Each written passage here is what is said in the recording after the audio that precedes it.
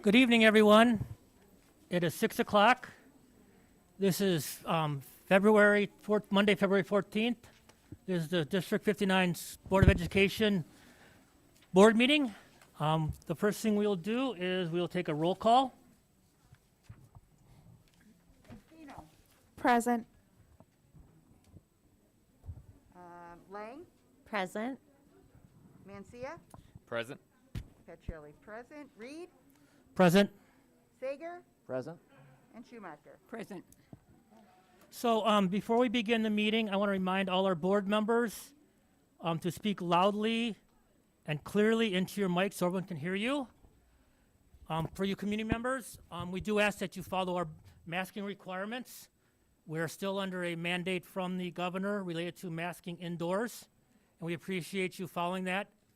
We understand that that is going to be lifted on February 28th, but until then, we ask that you respect our staff, the families that are here that are wearing masks, so we please ask you to mask up. I don't want to have to argue about this. I don't want to have to be difficult by it.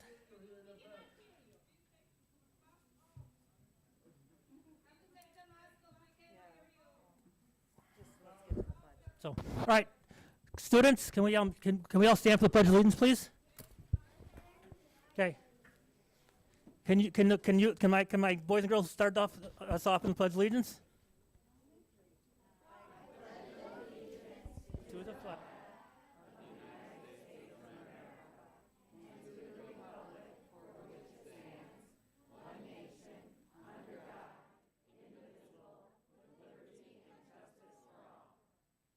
All right, so I'll speak up a little bit. Can everyone hear me now? So I would like to ask everyone to wear our masks at this point of the meeting. We are under a governor's order for mask mandates indoors. That does not get lifted until February 28th. We ask that you respect our decision. If not, we cannot continue on with this meeting. We would like to have a discussion that many of you are here for to listen to about the masking policy. And we ask that you wear a mask so that we can get to that discussion.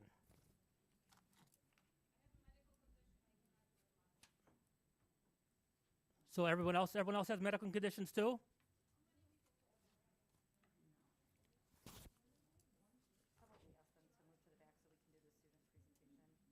Well, they're on the back. Okay. For those of you who can't wear a mask, can you please step outside for our student presentation so we can have our students present properly without.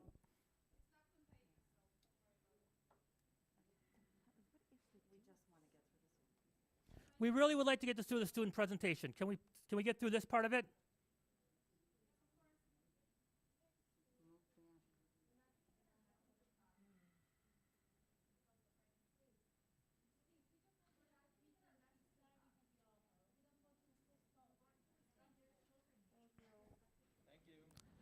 Thank you very much. Are you boys and girls ready? Yeah. All right.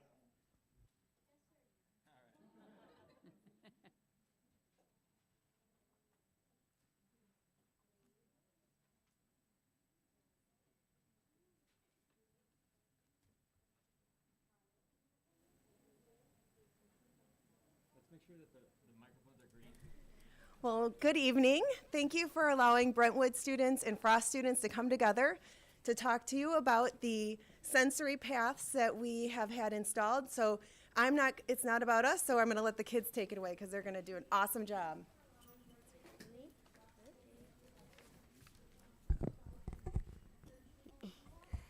Oh. And is the presentation up? The slideshow?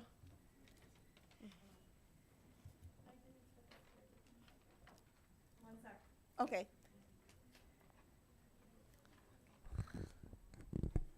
Sorry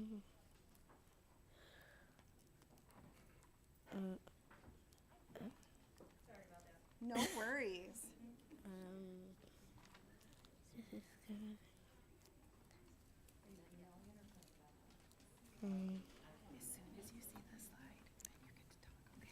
Okay.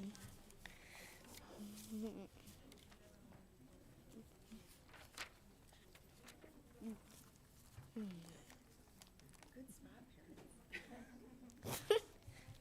She doesn't even know.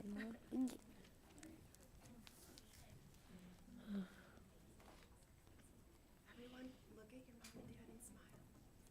They're taking pictures right now.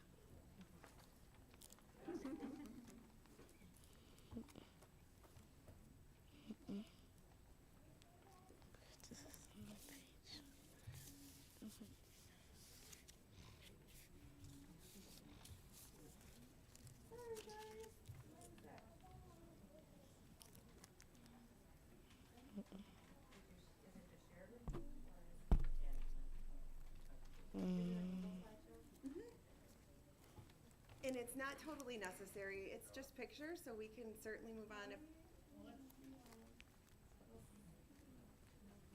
Someone has theirs that wants to share it with me. I think I got it.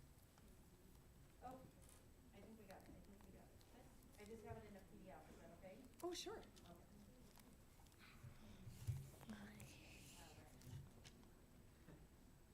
go.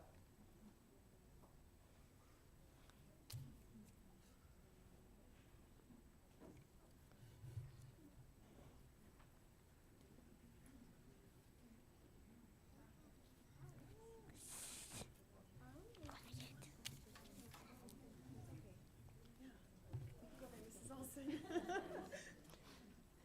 So this is what it's like when the paparazzi is for you guys.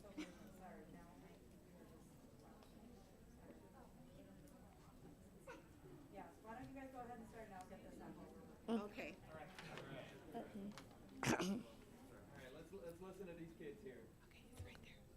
Good evening. My name is Lola, and I am a third grade student at Frost. Being a student during the pandemic of the past few years has been challenging. As a way to provide more support for students during this time, Ashley Robinson, Director of Social Emotional Learning and Students Equity, worked with ELC and elementary schools to buy different sensory pads for inside schools and on playgrounds. Over winter break, we had some sensory pads installed at Frost and Brentwood schools. Our great maintainer crew will continue working on them until they have been all installed. Thank you.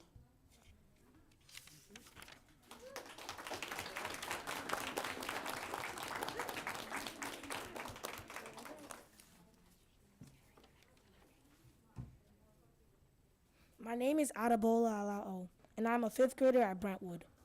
The sensory paths are designed to use movement to regulate sensory-seeking behaviors while increasing cognition. Our indoor pathways have visual and tactile elements like movement cues, shapes, and colored stickers. As students move along the path, they are prompted to perform a series of movements to activate different parts of the body and the brain, having a positive impact on their concentration and motor skills. Over the past month, dozens of students have utilized the paths routinely for a variety of reasons such as movement breaks, and brain breaks.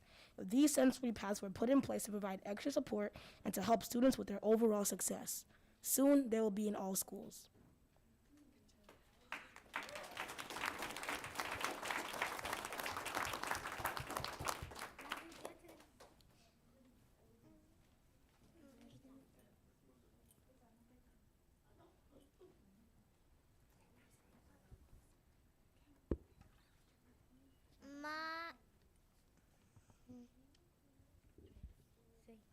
My name is Wetzel, and I am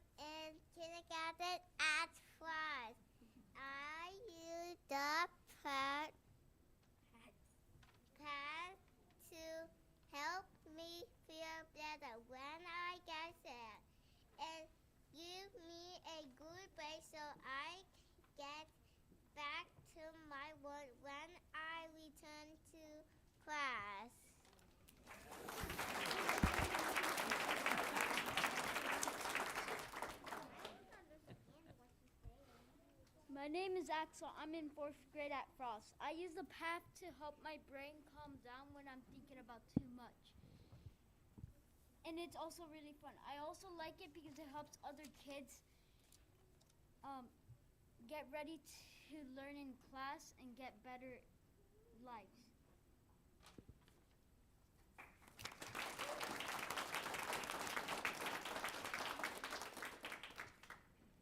My name is Reed.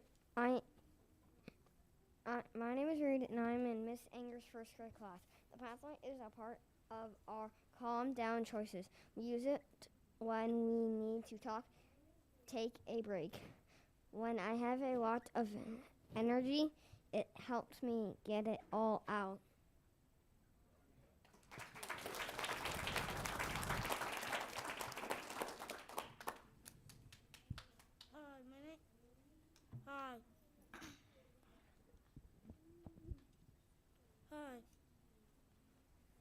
Hi, my name is Dandrea, and I am in kindergarten.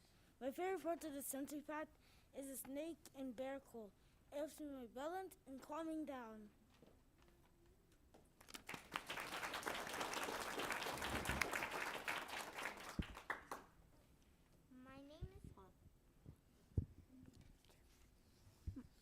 My name is Kyle Yolanko, and I'm 1st grade. I like to go on the sensory walk because it is fun, and it makes me feel better.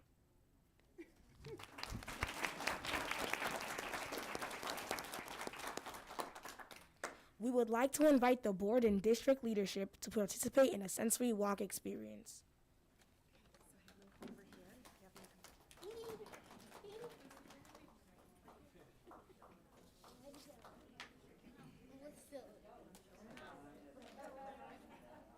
All right, kids, what do I do? Where do I go? Where do I go? It's going to be a little bit of follow the leader. If you can make a line going down this path behind the kiddos. So we know what we're doing. You guys show us what to do, okay?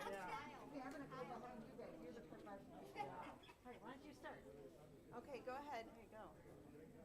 And that's a spin, Adabola. Or twist. Twist, yeah.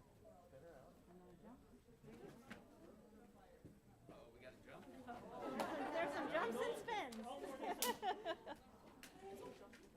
Yeah, they're jumping. All right, buddy, you show me what to do, okay? You got to spin. Jump.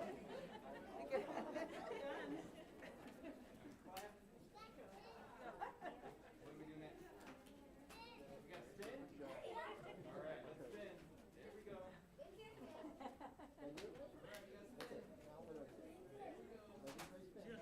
She's following you. She followed me.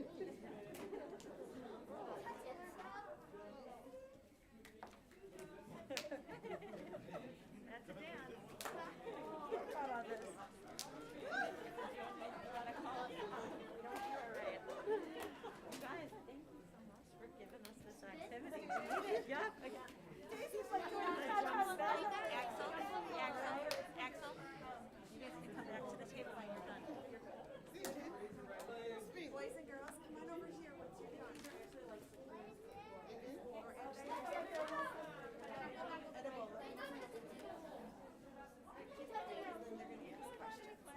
Go back to your We got to touch our nose. Let's Good job, Kyle. we got to clap. Now go stand back at the table. All right, then we keep going. And you made it all And the way we've made through. it. There we go, guys.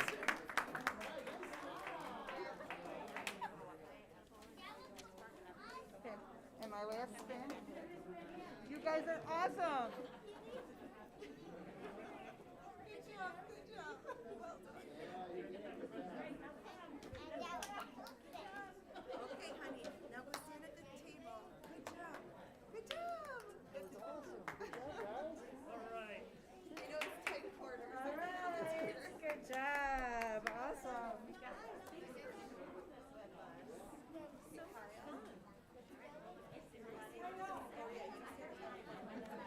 Oh wait, excuse me. I Hold on, give everybody a chance. Just give me 1 minute. okay. All right, now what are you gonna say? That part. Okay.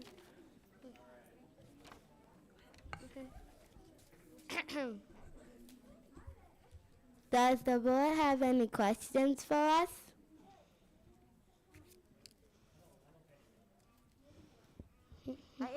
I don't. I want to say how wonderful that is, and that made me feel refreshed after I did it. Makes me feel invigorated, like I can go on. So thank you for sharing that. I'm gonna have to put one of these in my house. Yeah. You know, if I could say, I think Axel, right? I think Axel said, you know, it helps your brain calm down when you think too much. And I think it's true. I was dancing, I was spinning, I was clapping. My brain calmed down. So thank you guys. Well, I like the dance part best because I like to dance. So how many of you like to dance? Any? Good. Good. So, Keep so it when up. do you do these? You can do, if you feel like you're in the classroom, you need to like, actually you need to rest your brain. Can you tell your teacher I want to go out to the century, or do you go out as a team, or can you go out by yourself to these? So in my class, we have a timer, and when the timer's up, we have to go back Okay. into class.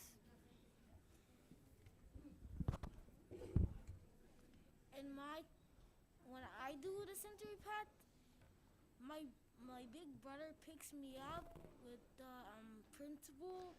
We do the century paths, and then once I'm done with the century path, I go back to my classroom. Can you remind me what grade you're in? Because I think I. Kindergarten. What grade are you in? Oh, good. Very good. First grade. Very good. Kindergarten. Yeah, but I just want to say I think you guys did a really good job. You came up here and you guys gave some great speeches.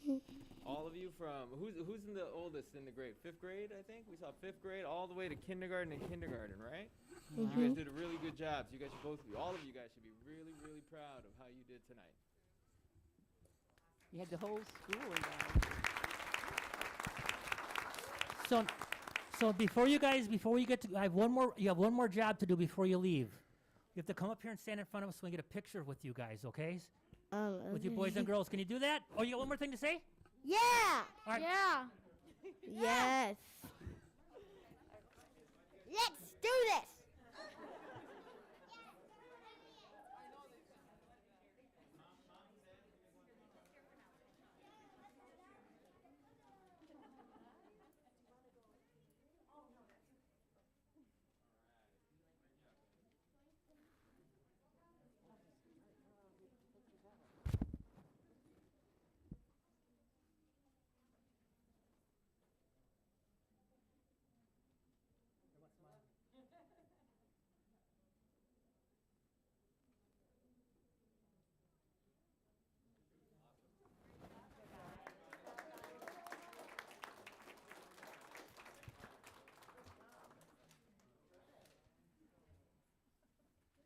Thank you, Thank boys and you. girls. We really appreciate that. It was a worthwhile experience.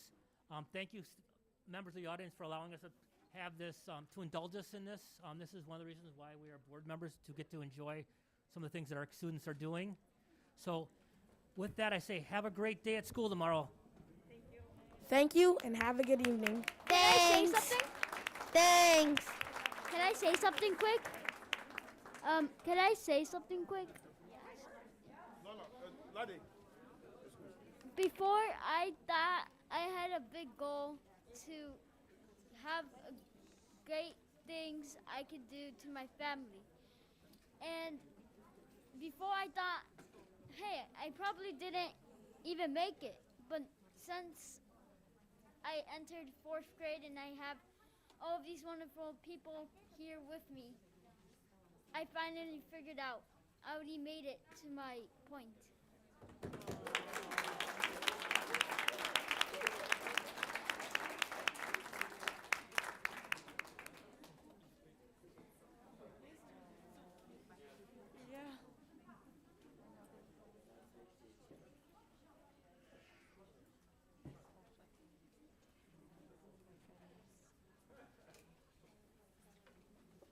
So there's some seats can kind of fill in, so everyone can kind of move in now.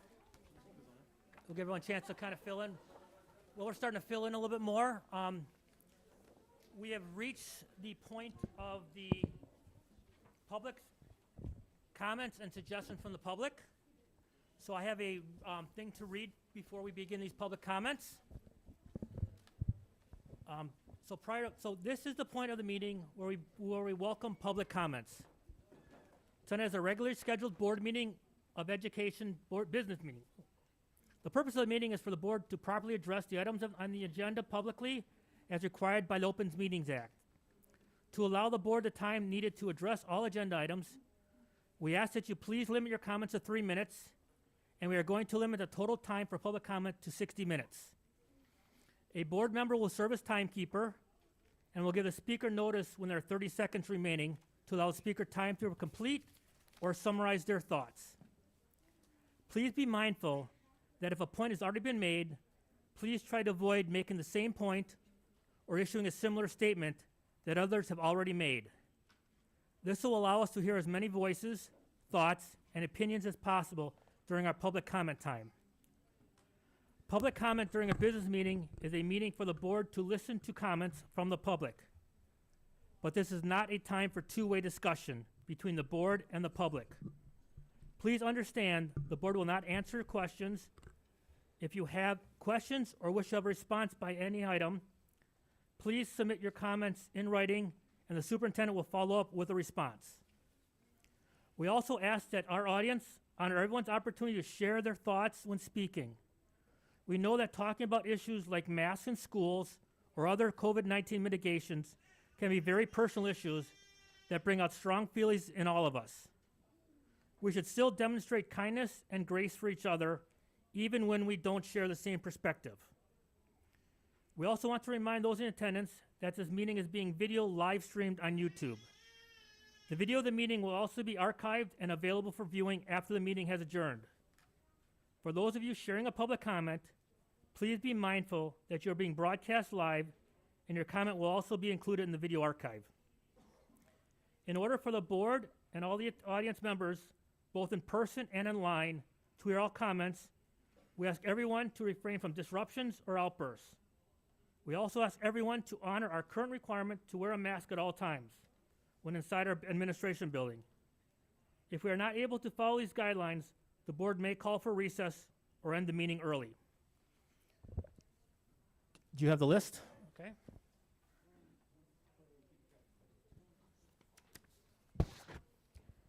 I will be keeping time, and I'll call out when you have 30 seconds remaining and when time is up. So appreciate you following our time guidelines to ensure that everyone who would like to speak has an opportunity.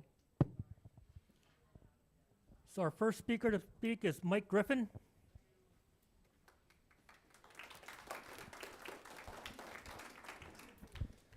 Hello, my name is Mike Griffin.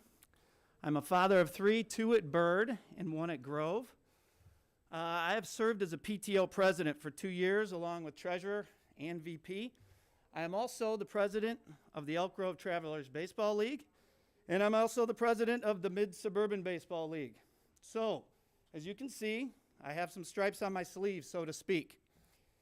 Most who know me would consider me a reasonable person. What I see going on in our district, I don't think can be defined as reasonable. Well before the pandemic started, parents of 59 have been suffering from poor leadership at the head of this district. We watched as our academic numbers cascaded downward year after year. We were told, trust us. This is the way forward, and it will get better. We were told that the numbers did not reflect the true effect of our curriculum. In 2019, parents finally went to the polls and overnight made changes to this board leadership. But by this time, it was too late. Our district rankings had already dipped so low, people were actively moving out of our area or not even considering moving in. Poor leadership. Now in 2022, after being told for years, the numbers don't reflect the real results of our kids' curriculum, we are now being told we have to follow the numbers. We have to follow the data. It seems only when the data suits the board's position is when we should follow it. Who are you crapping? It's hypocrisy, people. This is why you have over 100 parents at this board meeting. This is why a majority of people do not trust this board. Hypocrisy has bewildered this board. Your ineffective leadership has generated the reaction you see before you, and we the people tonight are going to be heard. Thank you.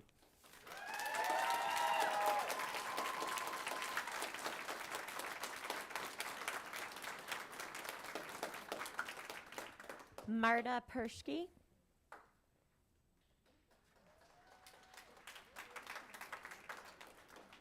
If Marta Pershke is not planning to speak, Eileen Wetzel. Okay, thank you.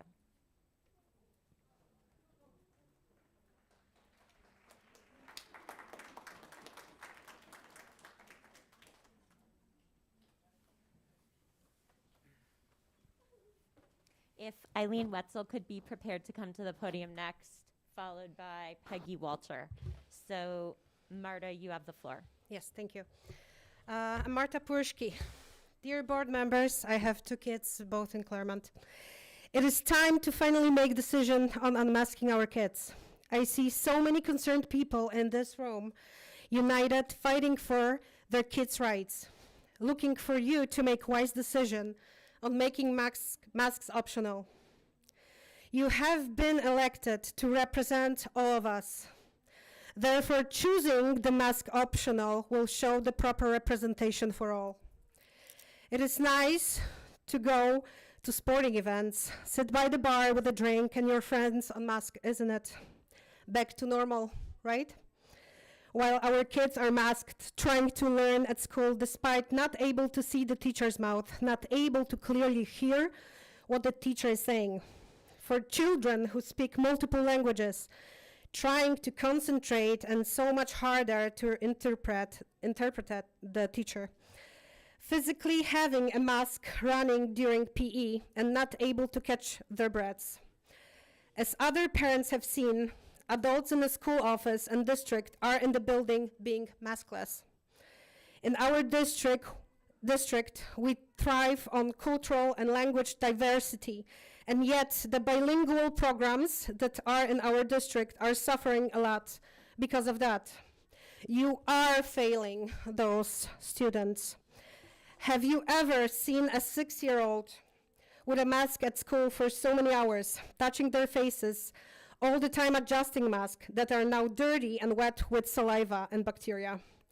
Let me tell you that those masks do not work on kids. Whether you take a district with a strong mask restrictions or optional, the data is the same. Over 500 school districts are now mask optional, regardless of the lawsuit results. Neighborhood districts within miles from us are optional. Schaumburg, Arlington Heights, Edison, Lombard, Bloomingdale, Medina, all Catholic schools, Hoffman Estates, Mount Prospects, and more. There are families that have one child in a mask optional school, Elk Grove Village High School, for example, and the other without that option in elementary schools. Isn't it illogical? It's a farce. We are deeply concerned about well-being and education of our 30 kids. seconds. You have taken many steps to make the schools well prepared, with new filters being installed back in 2020 and other measures. But now it's finally time to have parents decide. Make mask optional. Make mask optional. Let's take politics aside and finally decide what's right. Decide for well-being of all the kids. Let the parents decide what is best on their mental and physical health. Let's become a partner going forward and see how we can help those kids after all this damage remote learning and masks have caused. Time. Thank you for listening. Thank you.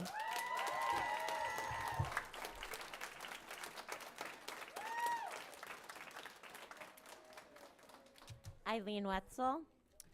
Hi, I'm Ellen Wetzel. I'm a parent of 3 children in 59. I have 2 at Ridge, 1 at Grove. I'm a licensed educator. I have subbed extensively in District 59.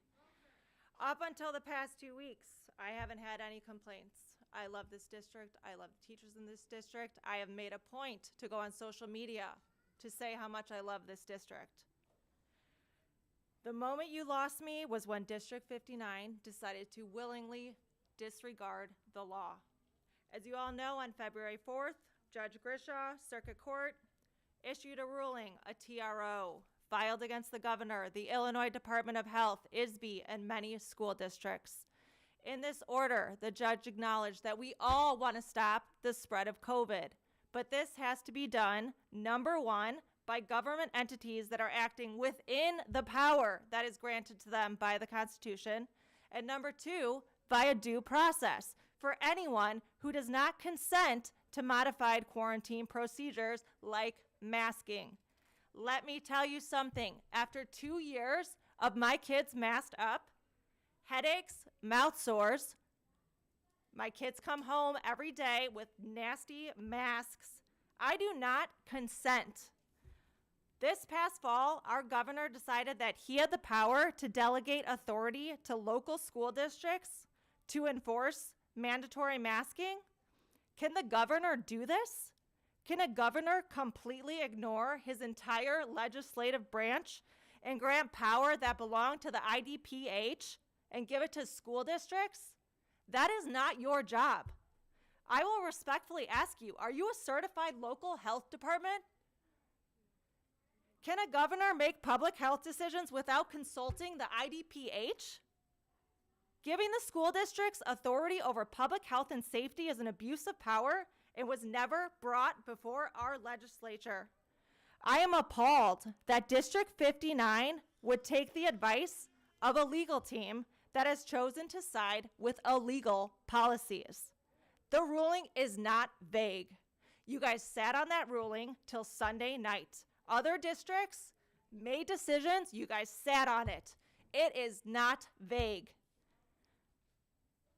The ruling has suggested that you act accordingly. I'm a reading teacher. You take 30 things in seconds. context. You are knowingly violating our constitutional right to due process, and you are exposing yourself to civil rights claims. That is why 60% of the school districts in Illinois have now switched to mask optional, because that is the prudent thing to do. You can call me an anti-masker, you can call me a nut job, you can call me the fringe minority, but my daughter came home the other day and she said, my mom is fighting to get masks taken off of us. And she said that to her second grade friends, and they said, oh my gosh, they're so excited. Don't tell me these kids want to wear masks any longer.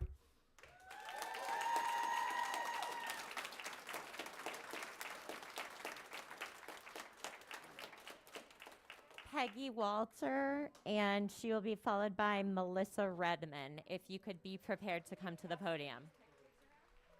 I've already asked Terry, and Terry approved it. Oh, to the board. Yes, whoever it is. Go ahead. Hello, my name is Peggy Walter, and I have 2 boys that attend Ridge. My background is in psychology with a focus on communication. This year, I decided to begin subbing in our school district for various reasons. One in particular was to see firsthand if, in fact, masks were detrimental in our kids' learning. I say if because I went in hopes of proving myself wrong, that I may see, in fact, that masks aren't at all that bad and that there was no effect in their learning. Instead, what I saw was disheartening and psychologically disturbing. I challenge you to come walk through a school where you see no smiles and feel the anxiety of our children. All you see are eyes of void and feel a robotic energy through the halls. You see masks with wet circles in the middle, coming from children struggling to figure out which way to breathe. You hear and see our children breathing so hard after gym class, struggling to reduce their heart rate while having their mouths covered. I challenge any one of you to do an hour of intense cardio with a mask on and tell me that you feel healthier and safer doing it. My son comes home with a mask, dried up with his own saliva that he's been breathing in for hours. Even worse, he has a chronic nosebleed and anxiety due to it. I have to see a psychologist for that now. My other son had a minor scrape. You will see the pictures on his lip that developed into a 2-week infection because he couldn't air it out. Do you know how it feels to know that you're sending your son to school with an infection? I wouldn't call either experience safe. Our kids barely know what their teachers look like, what their expressions are like, or what they even sound like without having to shout out so they can be heard. Now flip that around and think of the kids who already have a quiet demeanor or are shy. Do you think putting a mask on them is helping them communicate? Or rather than keep them hiding, blending in, and not speaking at all to answer a question? We are driving them to the sad part of introversion, of being in their own thoughts and afraid to even speak up. We are traumatizing our kids and hindering their health in a world that is already driving them to fear. For God's sakes, our kids are playing a game called COVID tag outside. That's devastating. It's up to us to give them a sense of safety, and we're letting them down. Lastly, we've had multiple COVID cases in our school this year, and each child returned safely and fine. I assure you, a mask 30 is seconds. not stopping the spread nor aiding their immunity. What does help and should be noticed is the relentless time and energy our parents have put into their children, whether it's holistic or with a vaccine. But for what? Only to have a mask smacked on their child. I urge you to please, please, I beg you, to hear us out, visualize the damage we're causing our children, and replace it with a smile, one we can see. Thank you.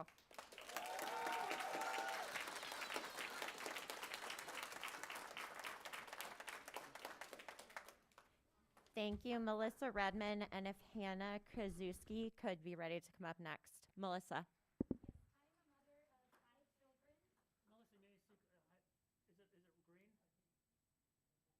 Touch it? Oh, sorry. Okay. I'm a mother of 5 children. I know it's not easy being a board member right now, but all we're doing is asking you to listen to us and make the best decision for all students. I'm not here to tell a staff member or parent or student that they cannot wear a mask. On the contrary, I'm here supporting the freedom of choice which has been taken away from us. I did not know you all had medical degrees and were able to determine what is safe for our children.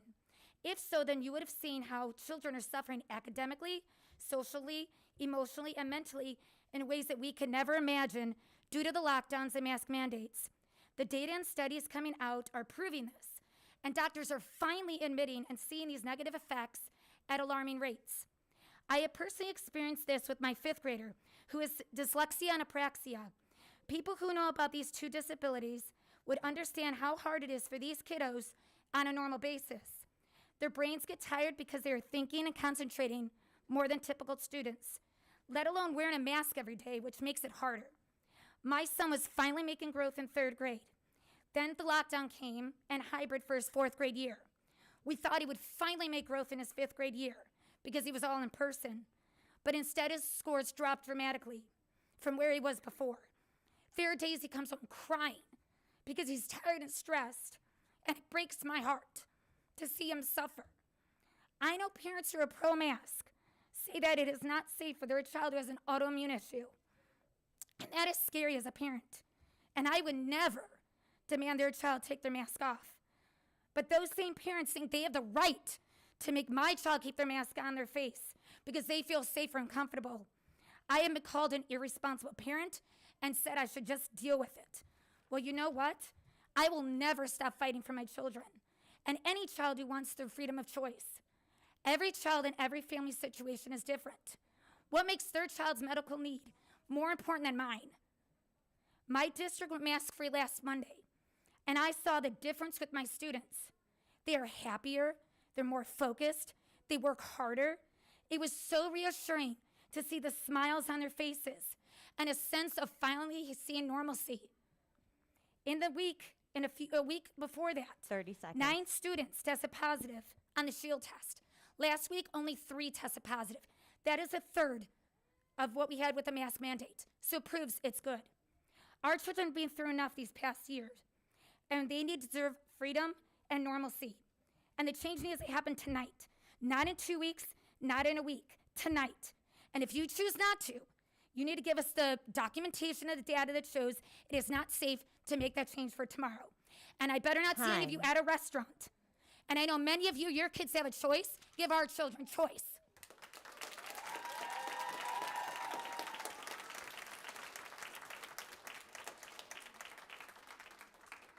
Hannah Krazewski, followed by Rebecca DeAndrea.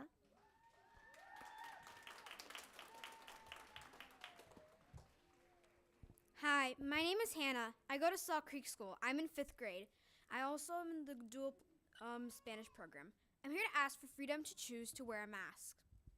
The last 2 years have been very difficult. I miss being in school and interacting with my friends.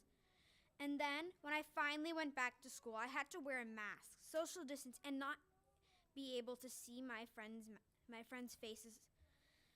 Wearing a mask makes it hard to breathe, especially during PE, and any activities that make you breathe harder. That is why I think masks should be optional. And I feel that even if we have masks optional, we'd still be safe. Thanks for listening.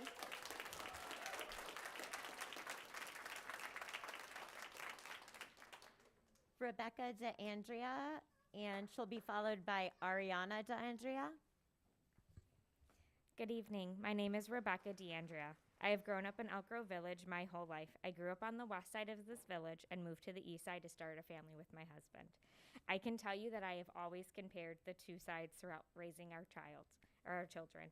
Through the years of being told it doesn't matter which side you are living on because both school districts are amazing and have our children's best interest at heart, has grown to be a stale thought and simply and sadly to say untrue. In these last 2 years, I've had to explain to my kids why their cousins didn't have remote for almost a whole year, why they got to go back to school full days instead of half, why they are back to 5 days and we are not, why their aunt got to be a mystery reader with vaccine no requirement at all. I do understand in the beginning we did not know how to navigate COVID. Nobody did. But we now know more than we did 2 years ago, and still little has changed for our kids.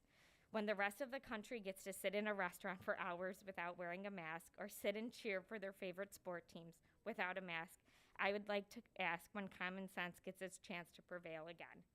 These kids who we set out to protect are the ones who are suffering the most. You are the ones teaching my child she is not safe unless she's in her own space, a protective bubble. You've infiltrated her mind with your own fears and opinions. You are the voice in her head saying she cannot share because she will get sick if she does. We used to share crayons as kids, wipe our noses on our t-shirts, and we survived. Your pandemic has created something much more dangerous than the effects of COVID-19. It has created a mental and emotional damage to our youth that a Band-Aid won't fix like your masks. Playful youth and child innocence without fear is gone. But as a parent, we can hope we find our way back to it. I cannot stand by and watch it any longer. In the medical field, we take an oath to help our patients no matter our own personal beliefs. So here, after long days of cleaning wounds and helping heal bones, I must come home to help heal my 7-year-old's minds. The wounds that you cannot see, the mental and emotional ones this mask mandate has created, along with the district's choice to enforce it. My 3 kids have been suffering for the last 2 years due to the pandemic. I have seen their education slip as well as their mental health. An everyday occurrence in our home is trying to explain what was passed down long throughout our lives, and that it is okay to have germs. It is okay for someone to touch her plate and not get sick, or that her brother can hug her and she doesn't wash her hands. The fear and anxiety that is on her face is like a punch to the gut and more like a scar. I know that I'm not sure I will be able to heal as a mother. As a mother, I have to be strong and not let them see my own pain, worries, and fears show on my face. We stand here at the end of this pandemic roller coasters with some schools that have let our choices be heard. Please unmask our kids.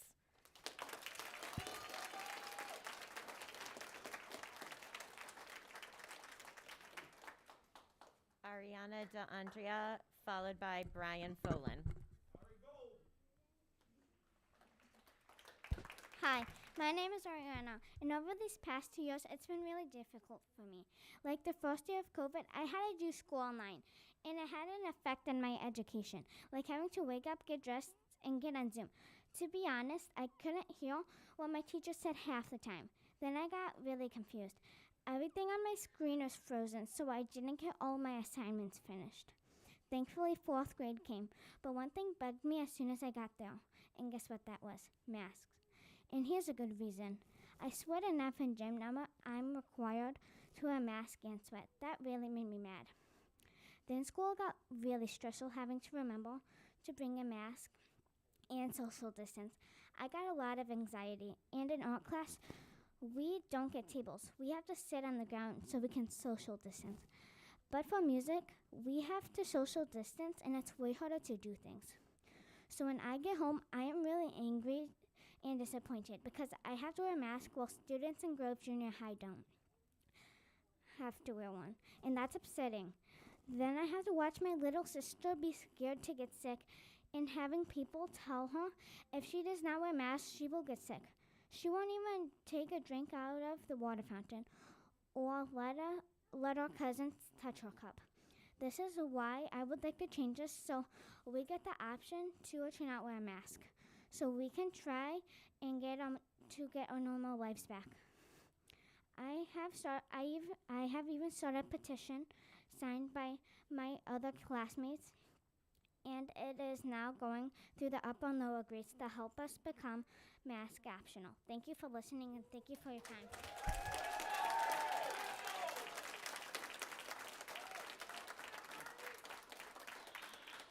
Brian Folen, and he'll be followed by Joanna Jopek.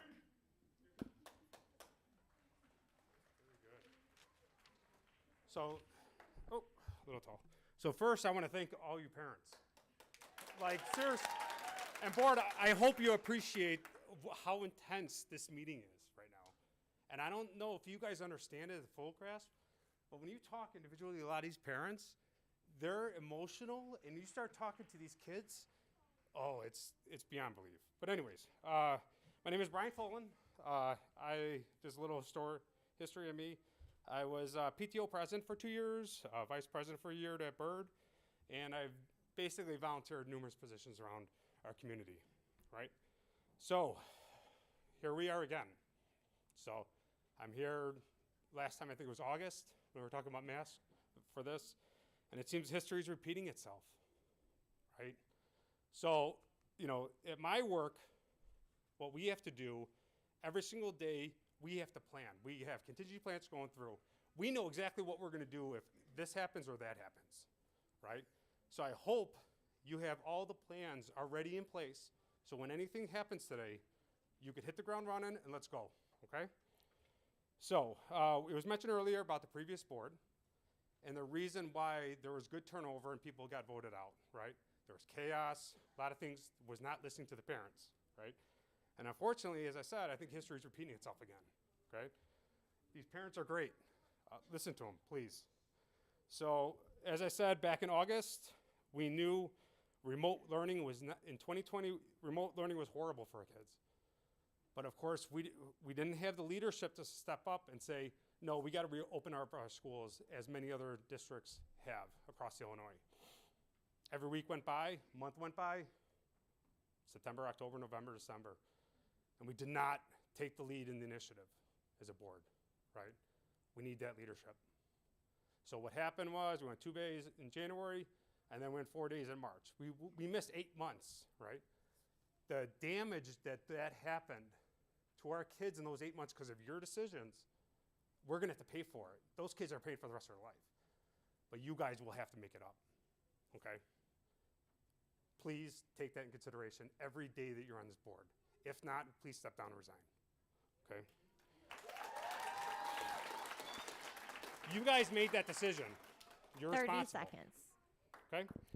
So we are surrounded by districts right now, including 214 above us. You have Arlingtonites, Addison, as we mentioned before, all with optional. So I hope you take the right path forward, right? There's nothing really at this point that, it's almost like what you can't prove to me that it's not safe, it's not ready to go, and tomorrow morning our kids go without. So we assembled a great bunch of parents. I just want to thank again everyone, the parents. Time. And our parents will be here for a long time.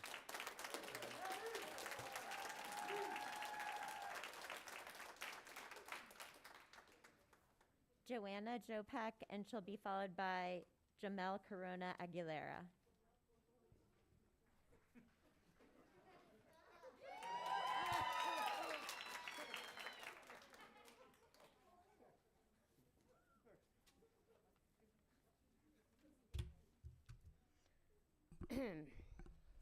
Hello? My question to you is, when will you free our kids from these mask mandates? Regardless of the TRO, it is time to make masks optional for our most vulnerable children starting tomorrow. This past Saturday, My kids went to their religion class mask-free because it is allowed there. The school gave them option to do so, but today they were forced to go to their regular school wearing masks. What kind of message are you trying to send to our kids? When you go to school on Saturday, you have a choice, but when you go to school on Monday, that choice doesn't matter. Give us, the parents and kids, their choice back. I understand that there are two sides of a coin and that there are parents and kids that will keep on wearing these masks, and that's fine. What is not okay is that we who do not wish to wear these masks are still being forced to do so. Governor is going to stop mask mandates starting February 28th, almost everywhere inside settings like stores and restaurants, except schools. So kids and their families, teachers and theirs can freely be unmasked in public. But once they've been out unmasked shopping, dining, etc., they must mask up to learn and teach. Also, the signs the governor is following will allow 50,000 people to attend a sporting event in our state, but school district with few thousand kids must wear masks. Please explain logic to me. Instead of making excuses and reasons why we still must wear masks, I would highly recommend for you to start focusing on more important things like bullying, fights, discrimination, separating, and drug distributions that are happening in our schools.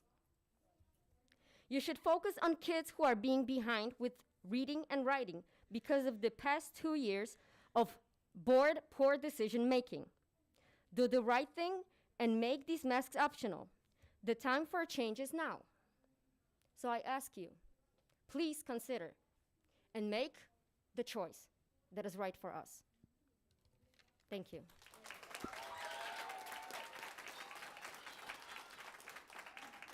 Jamal Corona Aguilera will be followed by Angela Fabiano. Hello, everyone. My name is Jamal Corona Aguilera. I'm here. I'm the current PTO treasurer for Bird School. I'm here today to not to represent a political or scientific stance. I'm here today to speak on behalf of my 7-year-old daughter, Jackie. Whew, sorry, this is hard. Jackie is a first grade student at Bird School. She is full of life, and her friends are her entire world right now. For the past 2 years, almost nearing 700 days, these words are now a part of her everyday vocabulary.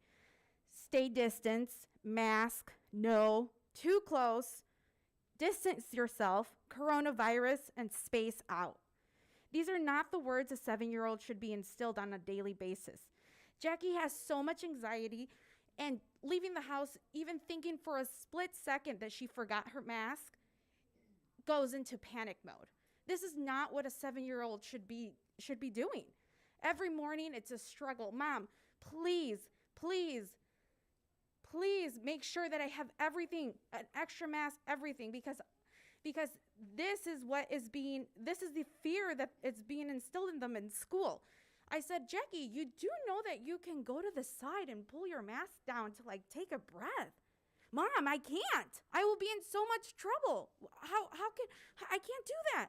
Just the amount of anxiety that this poor child has is beyond belief. I don't even know what to do anymore because, instead of her going to school to learn, it should be fun. The best memory she has was, preschool. That's all she's ever known because she's been masked at Bird for the last 2 years. So, and then also, how many of us here wear glasses? Look at this. She wears glasses. This is a constant struggle. And how can they learn? How can they see the board if my glasses are all masked? I've been wearing glasses since I was in kindergarten, and so has she. So I ask you, I don't know. I'm a first-time mom here. This is my only child. Who do I go to? This is why I'm here, to ask you, what do I do? Who do we seek, if it's not you, for decisions? We really need to be transparent, and we need a timeline. We don't need this wishy-washy, maybe so. We need hard deadline of when things are going to start happening, because clearly nothing's happening right now. And we need some change, and we need it to be optional. Thank you.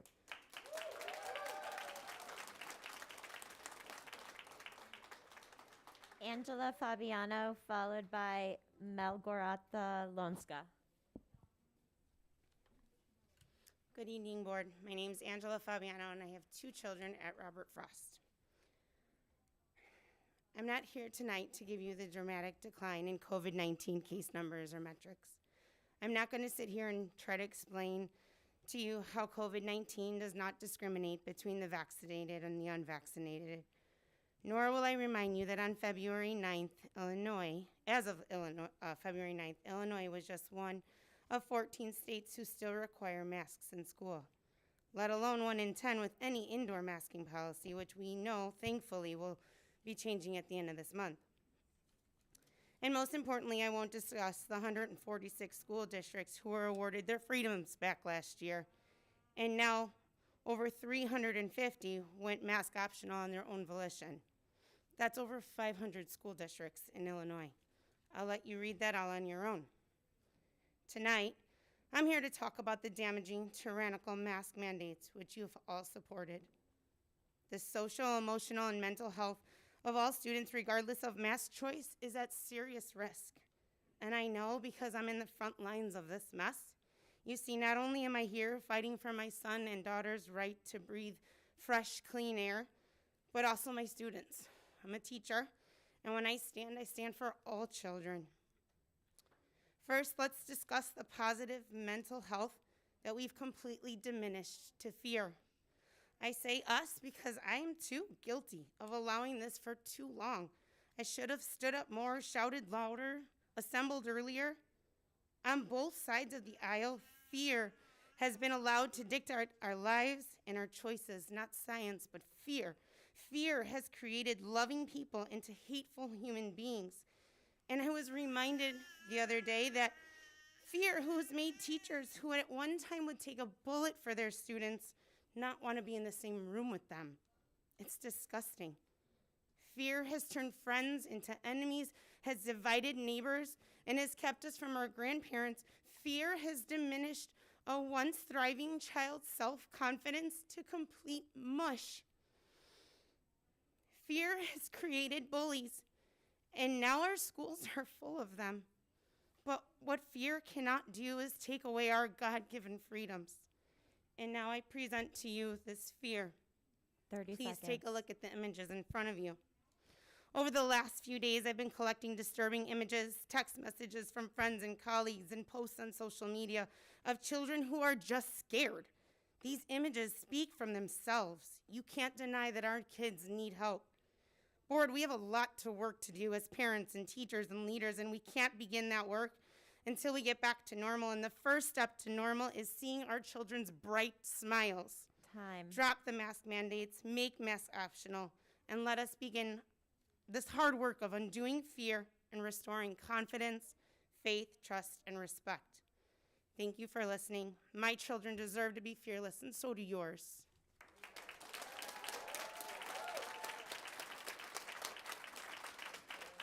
Margo Ratawinska, followed by Katarina Zick.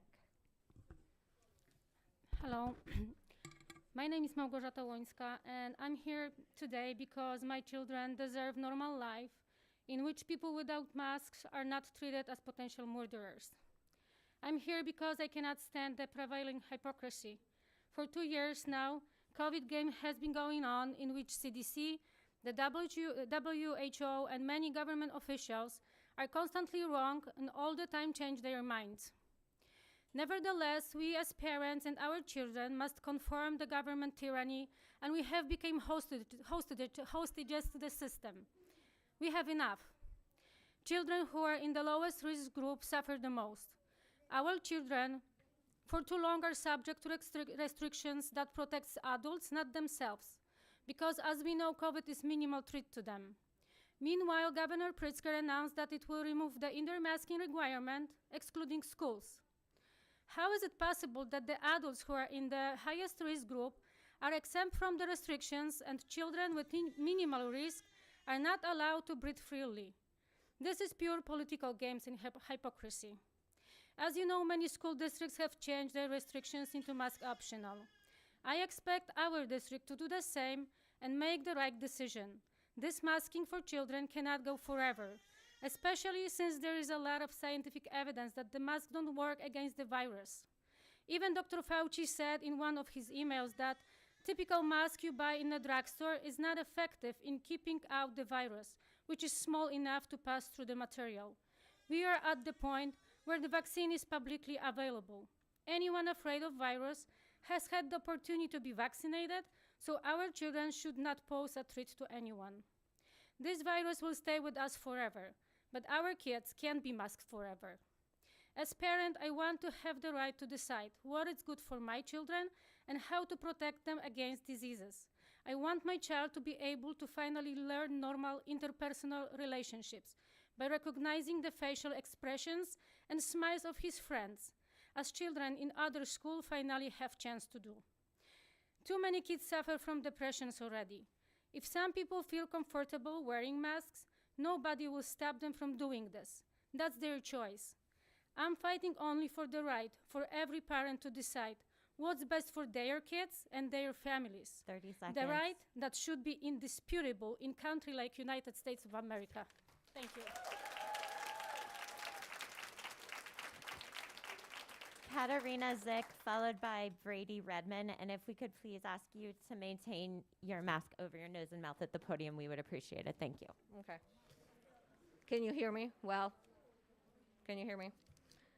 Dear board members, I am standing here today as a concerned mother of my 3 kids and other kids in this district. I can tell you many things that you either already heard today or have seen or know. That masks don't work. Science proves that. The immune system has to be challenged because if not, it gets weaker. The more than half district in Illinois went mask optional this past week. More and more facts are coming your way. That's why. I ask you, board members, for choice.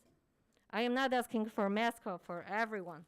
I understand there's people who feel safe behind it, who got so scared of pandemic and political game that it is insane to them to do it. It is proven masks don't work. Kids wear them inappropriately many times. It is not healthy for them. That's it. My kids only wear masks at school, only at school. Even our weekend school went optional. We have play dates without masks. My kids have their classroom friends for sleepovers without masks. And then they come Monday to school during classes. They see each other with mask on.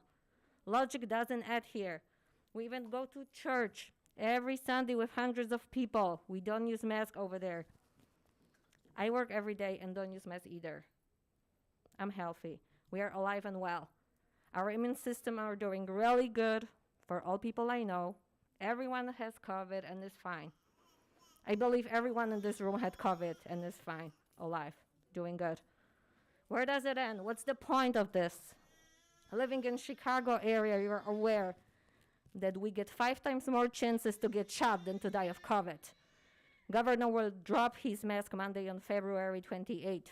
How can you allow all kids and teachers and parents to run around doing errands without masks and then come Monday to school, put them on? It just doesn't make any sense. I ask you for choice. I want to be able to decide for my kids what I think is right. When we've been doing everything for everyone else these past 2 years, we did everything and still it is not enough. So now I ask you to give parents a choice. Do not discriminate against my kids. As board members, you have the power to change this. Give us freedom of choice as stated in Constitution. Thank you.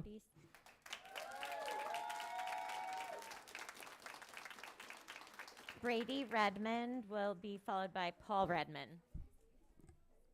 Hi, my name's Brady Redmond. I don't like masks.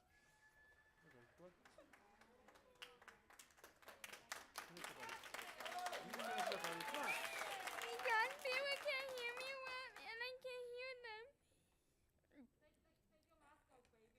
Well, that's all.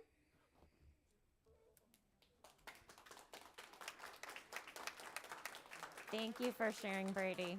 Paul Redmon. Hello, my name is Paul Redmon. I'm here to show my kids to stand up for what's right and what you believe in. I was in this building on Thursday, and I saw 2 meetings going on. No one was wearing masks in those meetings. They say they're lunch meetings. My kids, after they're done eating, they yell at put the mask back on. How come your staff in this building does not have to put the mask on after they're done eating? They had an hour break without mask on. Why can't the kids get it? You guys are a bunch of hypocrites and bullies to treat our kids this way. You guys let us sit in this building and not wear masks during lunch meetings and not put them on after they're done eating, but the kids have to do it right away? How is that fair and what's been showing those kids? There's pictures on social media of staff members, union meetings, teachers meetings. No one's wearing masks. Kids see those. How do you tell your kids that they're following the rules when they don't have to? When their teachers don't have to? When there's a member in this room who wasn't wearing a mask in one of those meetings? How is that appropriate? Stand up to the governor, guys. Grow a set and stop being hypocrites.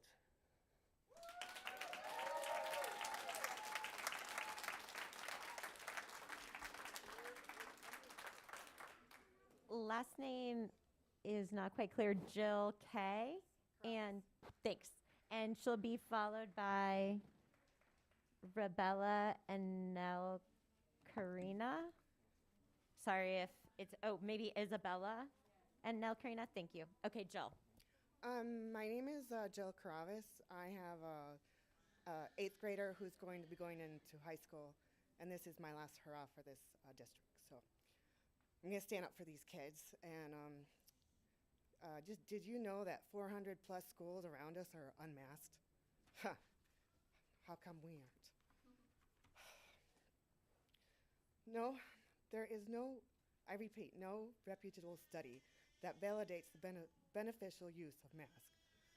On the contrary, all of the students, sorry, I'm having problems with, take the glasses off, take the glasses on. On the contrary, all the studies indicate that masks do not work. They are harmful to the user. They cause hypochondria, toxicity, bacteria, pneumonia. Sorry, this is hard. And a breakdown in the human body's natural immune system. You keep saying that the science backs up your irrational, unscientific decision to torture our children. What science are you relying on? It's a rhetorical question because everyone knows in this room that it's all political and financial. Our children's long-term health and development are at the least of your concerns. You're pandering to the teachers' unions, and their phony concerns about the health and risks are comical. Every day there's another video or picture on social media that outs a teacher or administrator on vacation, shopping, or out for the evening without a mask. We have all seen the do, and I say celebrities and politicians, like last night at the Super Bowl, none of them were wearing masks, that only wear the mask when the camera is running. I personally do not wear a mask except for here. And anyone has no right to block my breathing holes. There never was a law, only a fake unconstitutional mandate that fake orders to put filthy diapers on our faces. You all have done, you have done with your brilliant decision that you all have made have caused depression, suicide, mental wellness, 30 seconds. self-worth loss, headaches, and sickness not caused by COVID. Breathing CO2 all day, every day cannot be good for these kids. You have brought so much damage to these kids that it will take lifetime to get over. COVID-19 was a threat to our kids anyway. Wasn't a threat to our kids. I had a long talk with a doctor about this. He thinks that this has been done all wrong. We should have let our immune systems develop the COVID-19. We would have an autoimmune to COVID. He said we have a lot of people. It would be over if everyone had gotten it. But let's remove the mask from our kids. Start focusing on our kids' Time education. is up. Thank you.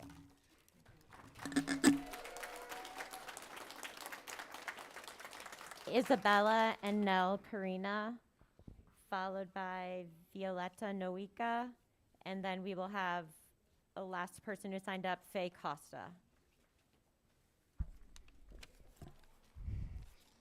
Hello, my name is Isabella from Claremont School. I want to say masks don't work.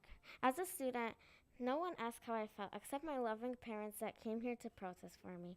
Please give us a choice. We faster get sick from masks than from COVID. Please give us freedom. And we're not animals, we're just young human. Like Elk Grove Village High School, what mask optional? COVID not there, but COVID here. And my parents are not making me say this. On TDP, I'm the worst student because of Zoom. You're supposed to let us learn, not suffer. Kindergarten, first grade, I got to learn because there was no mask, no COVID. My sister in kindergarten doesn't know how it feels to go to school without a mask or without social distancing.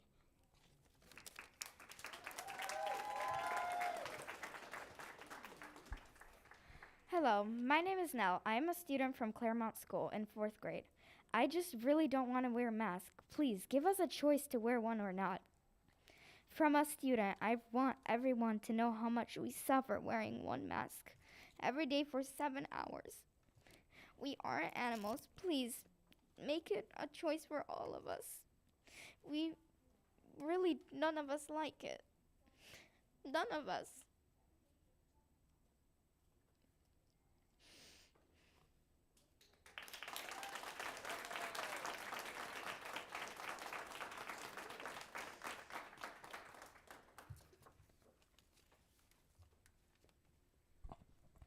Hello, my name is Karina, and I'm a second grader in Claremont.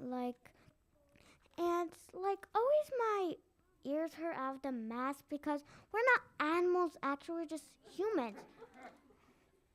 Who would even think if masks would help, but not actually?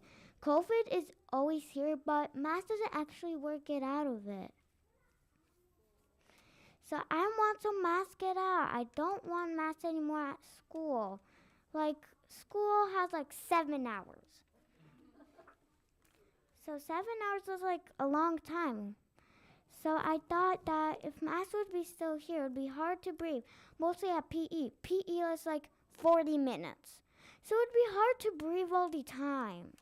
So it would be hard but you'd be 40 minutes on PE with a mask on. That would be super hard to breathe with. You're I don't know.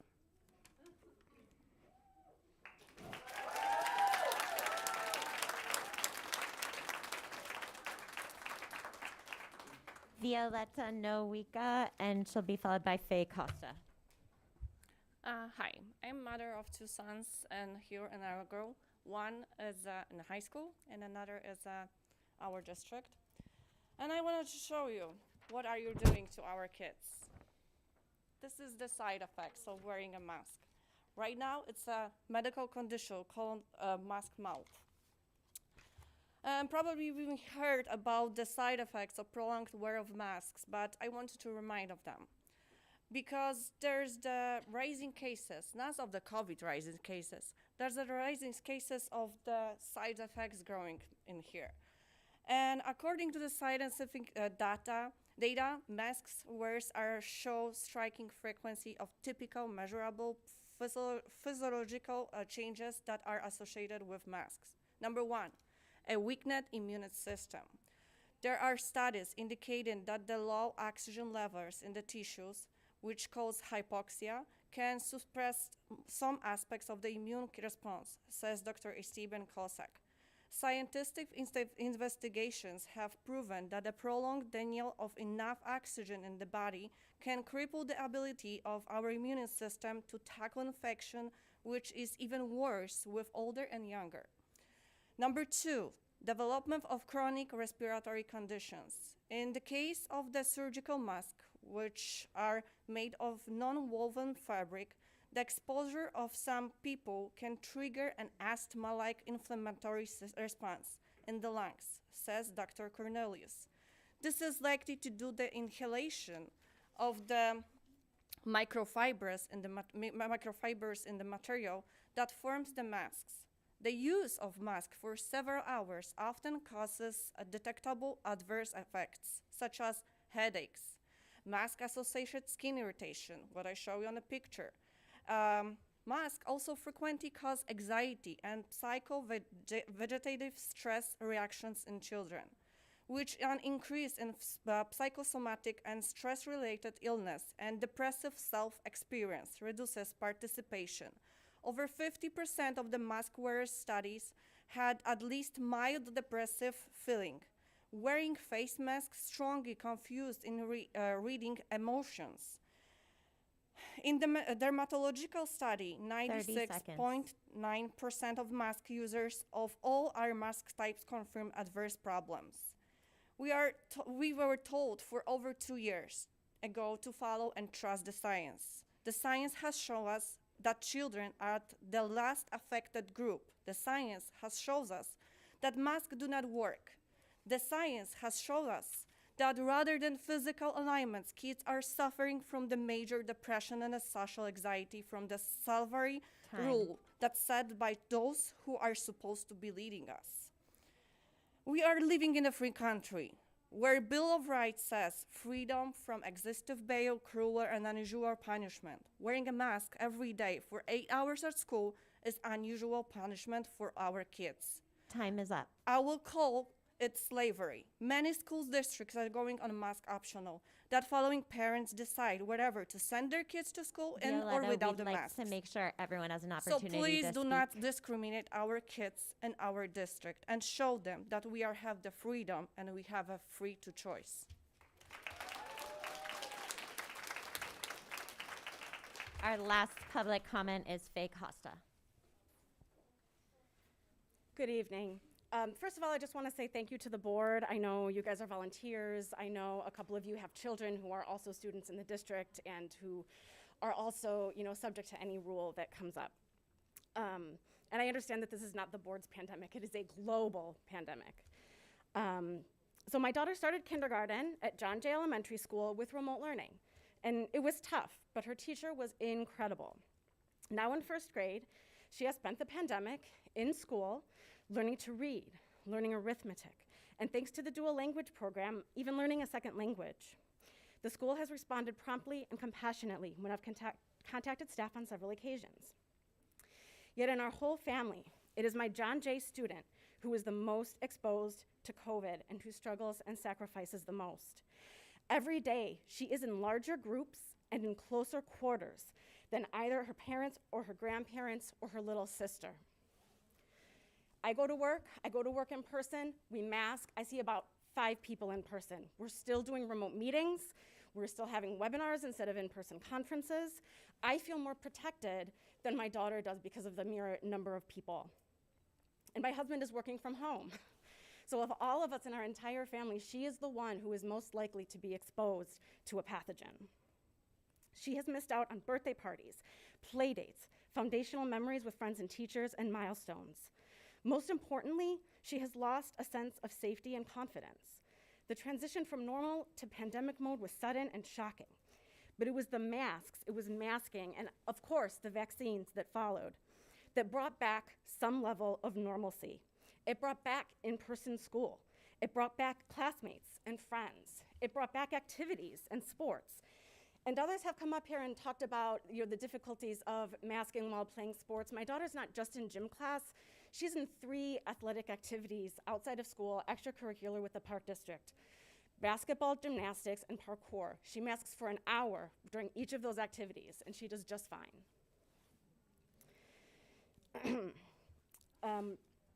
People are talking about how difficult it is for the kids to learn in school with the masks.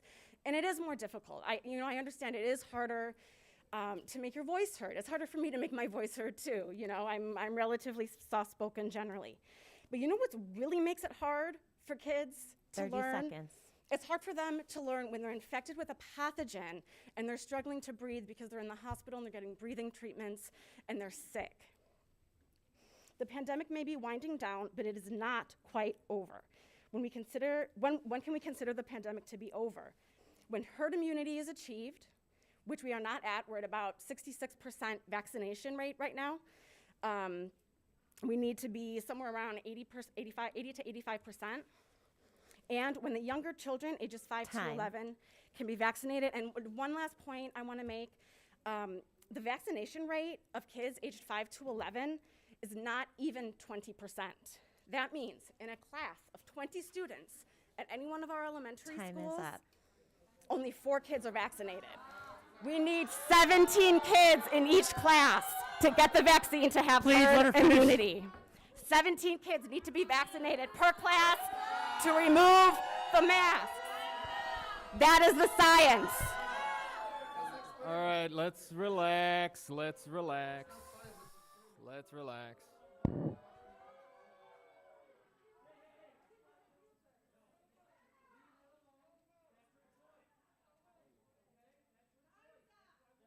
There's some time left. Does anyone want to come speak from the board? No, I don't think we do, because that's not a full 3 minutes. With that, we'll move on to our discussion related to.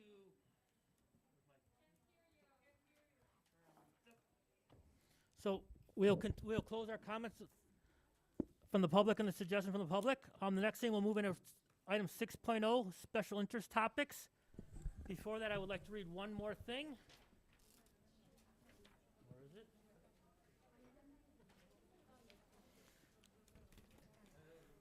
So I'd like to read this before, and then we'll have our discussion. We know there are many questions and concerns over the February 4th ruling regarding masks in schools. Please know that this is the board's first meeting since that ruling, and this is the first time we have had a chance to discuss it together. The Open Meetings Act requires us to only discuss topics such as these in a public forum. So we have not had the opportunity prior to this evening to express our thoughts, questions, or concerns together. We also want our community to know that we have received a number of communications from a variety of stakeholders via email. So what has been shared this evening in public comment is not only the voice that we are taking into consideration, nor does it fully express everything that has been shared to date with the board. As we move into our time for board discussion, I want to ask those in our audience to please be mindful and respectful of our meeting protocols. We want to ensure that those who are viewing this meeting on our live stream or watching via archived video at a later date can also hear the discussion of the board. The protocol for a board business meeting is to allow the board to discuss the agenda items listed in the open forum.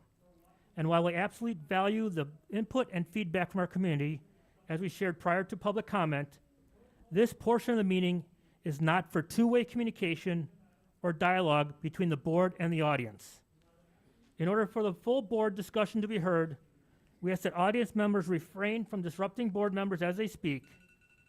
If we're not able to follow these guidelines, we may need to go in a time of recess or end the meeting early. We look forward to having a successful rest of our meeting tonight, and we appreciate everyone working together towards this goal. Thank you.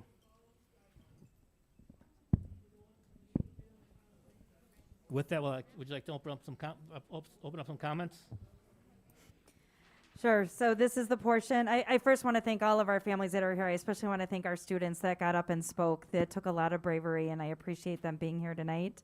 In order for the discussion for the board to take place, this is an open time for the board to ask questions amongst each other. The administration is here, and we have data and our legal counsel that we can offer in terms of data for the board to consider in order for us to fully understand a roadmap forward. We have legal obligations, but we also have some board discretion in terms of how we move forward. And so I think that's important to be shared tonight. There is a lot that has transpired in a week's time, and there are a lot of differing opinions, legally speaking, on this matter. So we are doing the best of our ability right now to make sure that we fully understand what we are required to do.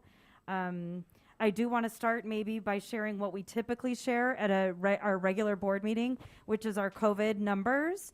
And then along with that, we also have updated vaccination rates, because we know that that was a point of discussion back in August when vaccinations for children were not available. So we want to share those data points and then open it up for discussion for the board. I'll turn it to Katie. Thank you. As we typically do, I'll report out on last week's cases. Yes. Is that better? All right. I will report out on last week's cases, and then I will report out on total numbers since winter break. So last week, we had 17 positive student cases in the district, 2 positive staff cases. We had 26 student quarantines and no staff quarantines. In total, since winter break, we've had 466 student cases, 54 staff cases, and 767 quarantines for close contact. So those are our numbers since the break. We have no confirmed reports of internal transmission since winter break. And currently, we have 821 students who have reported their vaccine status as either partial or fully vaccinated. Tom, I do have a question. Can you repeat the numbers we had from in August when we decided to go to early going to remote, and then when we decided to actually go in person? And then can we kind of revisit the exact numbers from today? Can you bring those up on the board? You want me to project up onto the screen? Well, if you can just maybe just give them to us. So absolutely. Actually, we didn't start tracking until you're talking last school year, 2020-21, correct? Right, exactly, yeah. With Northwestern put together that website starting at end of September. So on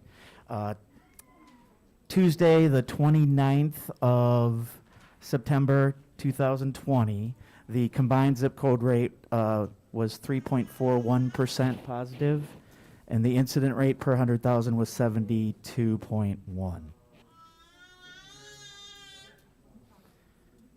So then you're also asking when we returned to in-person in January of 21, 9.48% was the positivity rate. The incident rate was 355.2.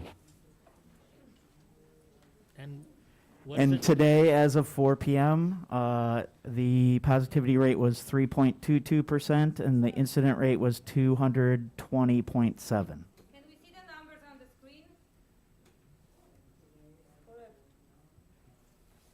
Can you get those up on the screen at all? If you want me to project, I don't have access. Better for us to understand. I'm happy to project if that's what you'd like me to do. You have to give us a second. Thank you.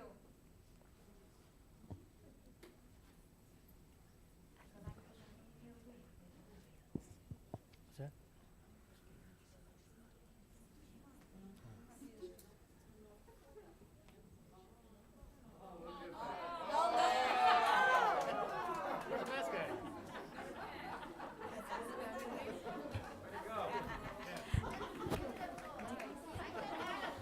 Please, we are having a meeting here. Please be respectful. Thank you.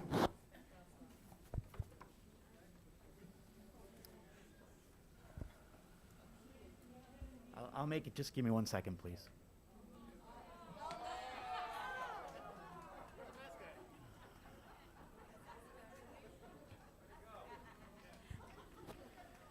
So this bottom row Please, is we are having a from meeting here. 2000. Please The be colors respectful. match the colors from the IDPH. Thank you. I'm sorry they stand out so much in that way. I can very quickly. So those are the numbers from September. I'm sorry. That's January. So the bottom are January of 2020. So this bottom next row row is from 2000. The colors match the colors from the IDPH. I'm sorry they stand out so much in that way. This piece right here is September of 2020. It's by zip code, so what happens, the website that was put together tracks the data by zip code. What I shared out was the combined data. You can also combine the data to see where it's at. January of 2020. Bottom row is from This is the data at the top is from the past week, with the data right here from this piece reported right here today. is September of 2020. It's by zip code, so Thank what you, Tom. happens, the website that was put together tracks Just the a data. request, for the purposes of the board having a discussion, is it possible to avoid this echo if we close the doors? And I would ask that those just make a choice if you want to be on this side or the other side, data at and the top is from just the to past allow us week. to have a productive discussion.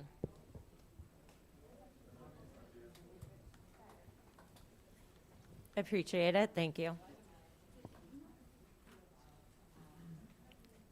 Does anybody have any questions or comments? I have a question. Can Katie just please remind the parents how they can update the vaccination for their children? Yes, from our webpage, CCSD59.org, you click on COVID-19, and once you're on that page, there are links to all of the relevant information, including the vaccine status form. Thank you. I'll make a comment on kind of where I stand on things and what my opinion is on things. My name is Robert Mancia, member here of the board, and my goal since being on this board for 2 years has been to try my best to avoid to make impulsive decisions. I take public comment into account, along with data and policy and the law. Look, I know we're all tired of the pandemic. I'm tired of the pandemic. I'm tired of walking into a store and stopping halfway in the parking lot because I forgot my mask. We're tired. It's been 2 years. I get it.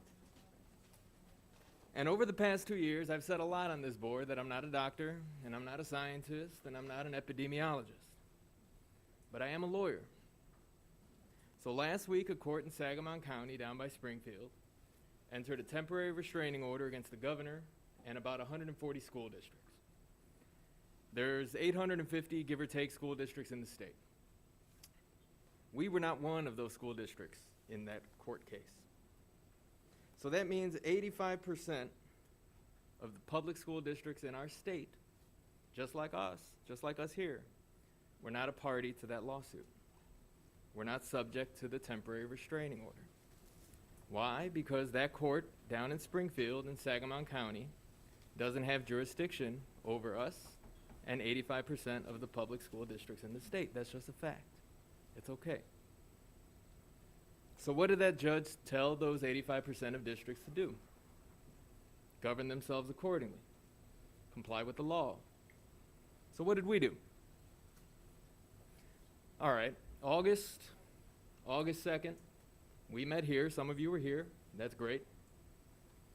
And we voted for masks. At the time, the positivity rate in our part of Cook County was about 3.9%. 2 days later, the governor entered his order requiring masks in all the schools. So we voted for the mask order before the governor entered his executive order. Okay, so last month, the positivity rate in our part of Cook County was 19% due to Omicron. Last week, it's about 6%, higher than it was when we voted for masks back in August. And if you see on the news, even today, there's a lot of protests, and that's fine. There's disruptions in the schools. That's not good. Some schools, even today, have decided to go to remote learning due to the disruption.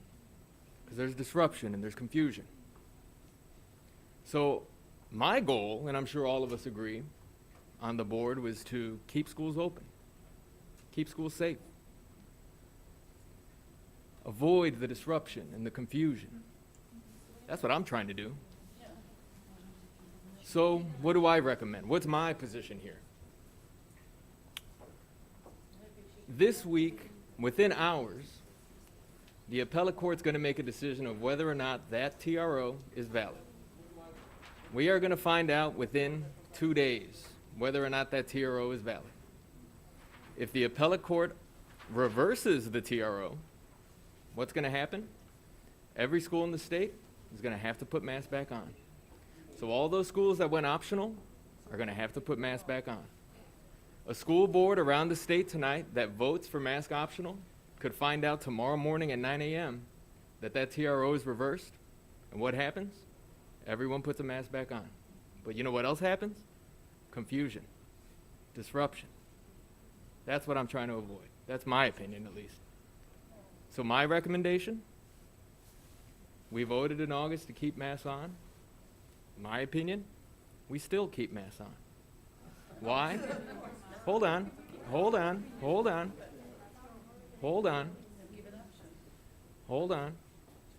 Because we're going to find out in a couple of days whether or not that TRO is going to be reversed. Well, what if it's not? That's a good point. This is not a discussion with the audience, so let's let Board Member Mancia finish his comment, please. That's a good question. What if it's not? I think it's, in my opinion, I think it's likely that it might be reversed. But if it's not, we're going to have an opinion from the appellate court that's going to instruct a lot of schools on how to act. And I agree, we're close. I agree that the off-ramp is real close. And I agree that it doesn't make sense that school, or that in 2 weeks, you don't have to wear a mask to go to Jimmy John's, but you got to wear a mask to go to school. I agree. Sometimes I have a hard time getting that logic together. But I am trying to keep schools open. I am trying to keep schools safe. And I am trying to avoid disruption and confusion. So my opinion is that we keep the mask on. We let the court make an opinion within the next 2 days. We assess what that opinion is, and we act accordingly based on that opinion. Thank you.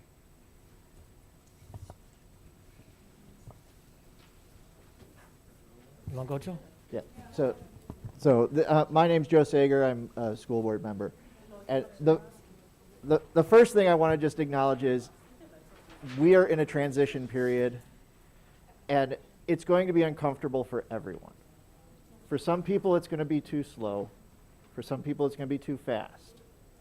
And there's going to be a lot of just conflict between people. And everybody just needs to know that we're all sort of trying to do our best. We're all trying to muddle through it. And again, we're in this period where we've come from a really bad spot. January was terrible.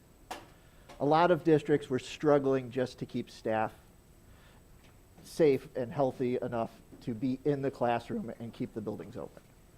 Not because there's, this huge issue with mortality with this disease, but just everybody got sick at once.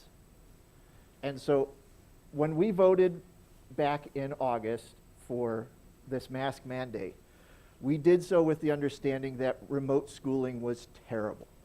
It was awful. My kids went through it. All of our kids went through it. And so when we made that decision, we didn't know what was coming. We knew that Delta was out there. Our case rate was what it was. And so we went with the mask mandate. Then the Delta wave hit, and our schools stayed open. Then Omicron hit, and we had rates that were thousands per 100,000, and our schools stayed open. Now we've gotten through that, and everybody should take a deep breath. We are on the downside of this pandemic. We are on the way to a good place. Our numbers bear it out. At the peak, we had something like, I don't want to say it wrong. At the peak, we had a week where we had 177 of our students with a positive case. That was in January. This week, it was 15. And that's the beautiful side of exponential decay. When you're on the upswing, it's terrible. When you're on the downswing, it feels great. And so we are really close. There's this confusion with the legal issue that I feel like we're trying to untangle ourselves. Some of our members here are lawyers. I am not, but we do have counsel that advises us. And so I think it's worth maybe having that uncomfortable conversation of what does the off-ramp look like? Even if today there's this legal limbo that we don't want to cause chaos with. We don't want to have, we vote one way and then suddenly the court tells us something different tomorrow. And so I would really like to hear from my fellow board members, because I have sort of an idea in my head, but maybe my idea is the wrong one. and I would like to hear sort of what we think we should think about doing going forward. Because I think some of what we've been asked is, just somebody tell me when this thing ends, right? Give me a number, and if it comes down to it, we sort of work out together what that is. My name's Courtney Lang. I'm a board member, and I appreciate what my colleagues have shared, so thank you for that. And I also thank you to all of you who came out today to speak to the board, including the children, because I agree with Dr. Bresnahan. It's very brave for you to stand up and share your perspective. And I want you to know that everyone who got up and shared tonight, as well as everyone who's reached out to the board via email, we've read those and we take those very seriously. And I think there have been several moments for me in reading the emails that have come from this group and others where I was reading comments such as, my family immigrated from a government that we could not trust, that abused our trust and did not follow the law. And when I read comments like that in emails, it connects with me, and I feel great empathy for those of you who feel like the law is not being followed or that your most important human rights are being violated. And I want everyone to understand that we as the board take those comments incredibly seriously, which is why we reach out to our legal counsel, which is why those of us who are lawyers make our best efforts to understand what the law says, as well as to understand this order, the implications of the order. Like my colleague Robert, I am concerned about making too rash of a decision.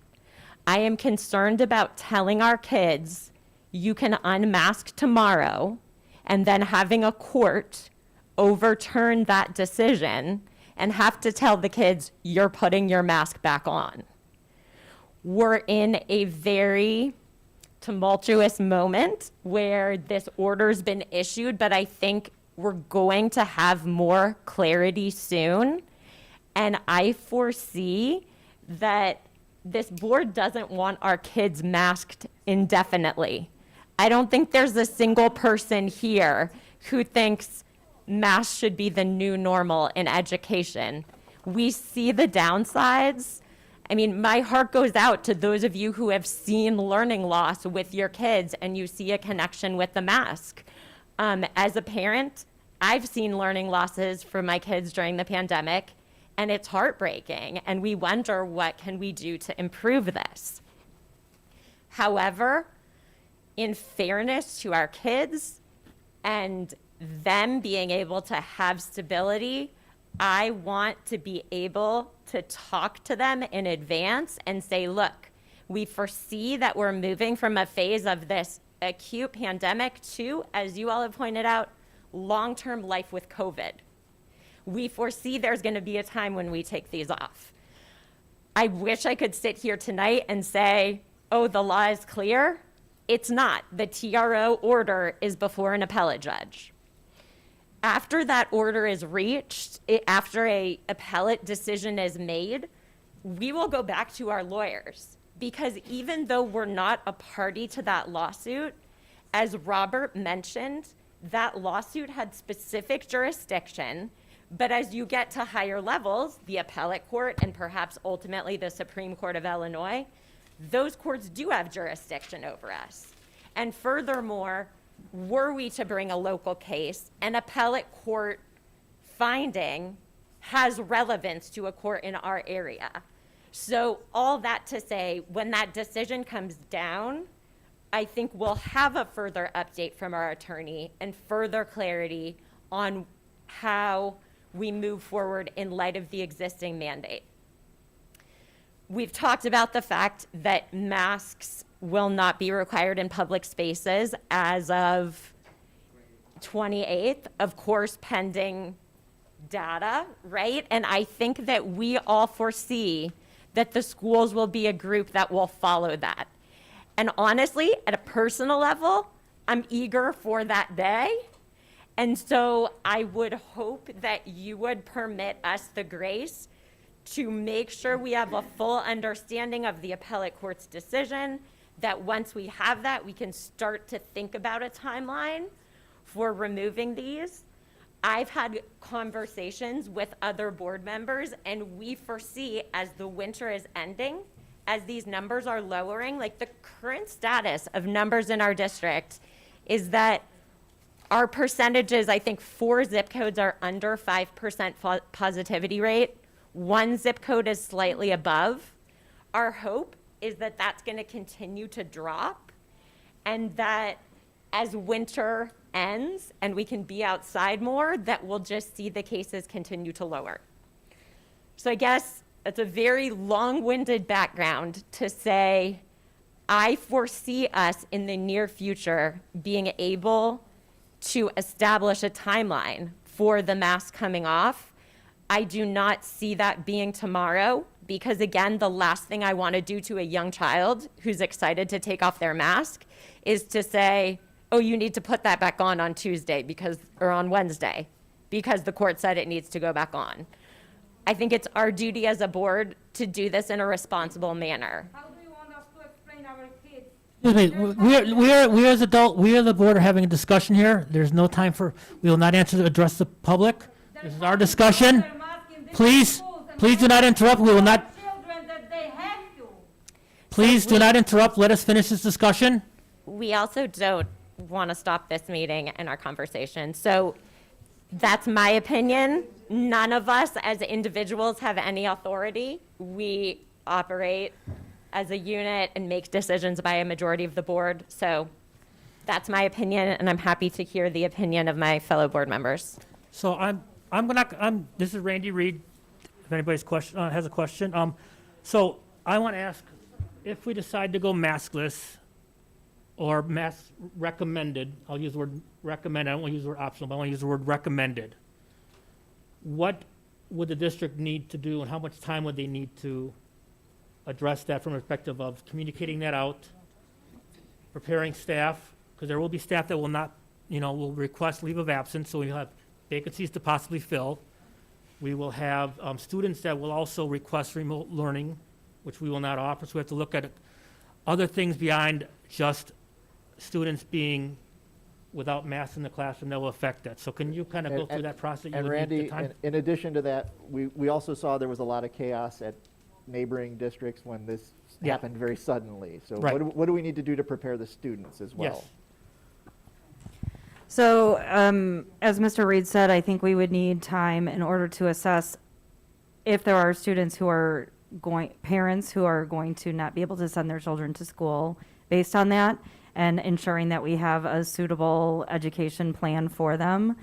We also need to make sure, as we did at the start of the school year and during remote learning, we are also preparing lessons so that we can ensure that everybody feels safe in school regardless of their choice, whether to wear or mask or not, and children do not experience what one of our parents experienced tonight.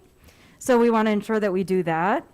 And then we need to assess, we need to give time to our staff, because there are staff who may not be able to continue in their positions based on that. And I just want to make sure that I know what that is and that we're able to provide the best learning environment for our students. I don't know, I feel that if we had advance notice that we could be able to work that fairly quickly. But again, the more time we have, the better we'll be able to plan ahead to make sure that all students have what they need when they come back to school. So as a follow-up question then, and I think as one of the parents that commented tonight is kind of, they have a plan for everything. Have we started that plan right yet? I think we have contingencies, of course. We've already begun our SEL lessons for students. We have a bank of those. But again, it's a matter of communication. There's a lot of what-if scenarios, but to really put someone in to make that choice that may happen not until the decision is made. Okay, so we are expecting to hear a response from the appeal within the next day or two. What happens if that is upheld then? And the lower court order is you know, the appeal is rejected and the lower court hearing is upheld. So what would happen then? I might refer to, defer to two of our attorneys on the So board for I'll that, take what that if. one. So, okay. So in Sangamon County, that court case is not over. The judge, the plaintiffs requested a temporary restraining order, which is temporary. It usually lasts 30 days. The judge granted it. But that case is still going all the way to, it's from A to Z, and that case is still in the beginning. So if the appellate court, which has until I think the end of day on Thursday to make a decision on it, and if they overrule the judge in Sangamon County, then the Pritzker executive order continues the way it did before the court case. Nothing changes. Everybody, all public schools need to require masking in these schools. The districts that went optional have to go mask mandatory, like before. Everything has to revert back to before. Pretty much what happened on February 4th, you go to what was happening on February 3rd. You just rewind it, and it's the status quo again. But then if the appellate court rejects the appeal and basically upholds the lower court hearing, what happens then? Well, that's the big question. That's the big question. So if the appellate court upholds the TRO, so it says that the judge in Sangamon County was right and entered the order correctly, that opinion that we're going to get from the appellate court is probably going to be lengthy. It's probably going to be 30, 40 pages with a lot of instructions as to how not only the defendants in that case can act, but probably also the non-named school districts as well. So there's going to be, as a lawyer, you can only advise as to what the law is at that state of time. So the law is they're gonna make an opinion in 2 days, and that'll be, the guidance that we're gonna get from our legal counsel as to what we can do. But right now, if we ask our legal counsel what we can do based on what they think might happen, we're not gonna get a good answer until we actually know what the judge says. And as a non-lawyer asking, is there another appeal after that? There could be all the way to the Supreme Court, but who knows? I don't know. So I mean, Pritzker could appeal it if he loses. He could appeal it all the way to the Supreme Court. Is he going to do that if he's already releasing mandates in 2 weeks? Maybe, maybe not. Who knows? But we just don't know. But we will know in 2 days what the status is of the TRO. May I speak? Yeah, Margo, you want to say something?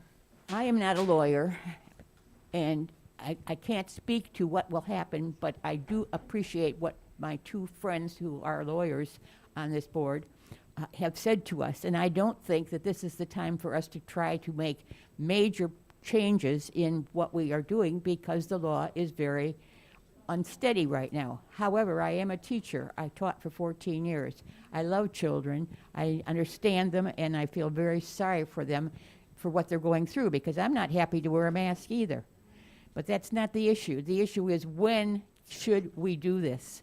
And I don't think this is the time for us to make any changes along our and to unmask at this stage of the game. However, I think it might be a good idea for us to have some hope in our hearts. And I think that maybe what we should do is keep watch over our numbers, be sure that we see whether things are getting worse or better, and hopefully they will get better. And if that is the case, we can take another look at this when we get through with spring break and see what our numbers are. I know that's another month or so away, but for another month or so, since we can't make changes anyway because of the legal situation, we can at least hope that at the end of the spring break, if our numbers are not getting any worse, if they're going down, because we do have teachers and students who are presently suffering from COVID. They have gotten the virus. So it's not like we don't have anybody that we're worrying about. We do have people we're worrying about. And at that point, if we can look it over and if the legal issues have been taken care of, maybe at that point we could at least unmask for the rest of the school year and we could end the school year on a high note. And I think that's about the best we can do is to think about the future and if we can at least end up on a high note at some point in the year. That would be my suggestion. Yeah, go ahead, Patty. It's Patty Petrielli. I know that my colleagues are all of the mind of when we take off the mask, we want them to stay off. We don't want to have to put them back on. What these kids and families have been going through, it's horrible. But the thing is, we don't want to, I really agree that we don't want to take the masks off and then the next day put them back on. Give us a little grace period, and I want to take them off and have them off.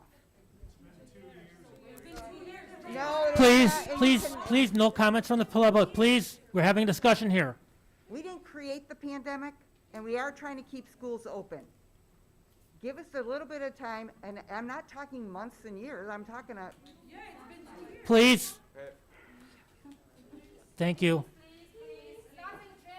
Okay, so right now there's five, excuse me, please. Hey, Excuse if me, I've please. that's one more time, we'll stop this discussion and then we'll go to recess. So please withhold and please be quiet. We still are discussing this as a board. You had your time to talk with us. We are going to now have our discussion right now as us. There's been five of us that have voted or that have voiced opinions for keeping the mask. That's four. I still would like to express my opinion. I'm just kind of. Daisy as well. Yeah. And I'd also like to, once we finish with everyone's opinion, maybe discuss whether it's worth gaming out a plan now for the possible outcomes of the court case. And sort of having our ducks in a row as to what we're going to do, right? So there's the issue of there's the Pritzker order, and then we have our own mask mandate. And we can at least discuss when our mask mandate goes away, which I think gives the superintendent's team sort of a heads up of what's coming. And again, uncomfortable discussion, but maybe worth having now.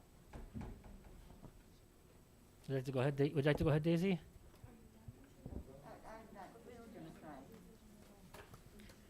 Well, my name is Daisy Espino. I am not a lawyer. I'm not a teacher. I am just a parent, okay? I am a mom of 4 and 3 in the district. I have a 2-year-old that's in daycare. She also has to wear a mask. My daughters asked me today if we were going to make a decision on, keeping or taking off the mask. I told them that we weren't sure.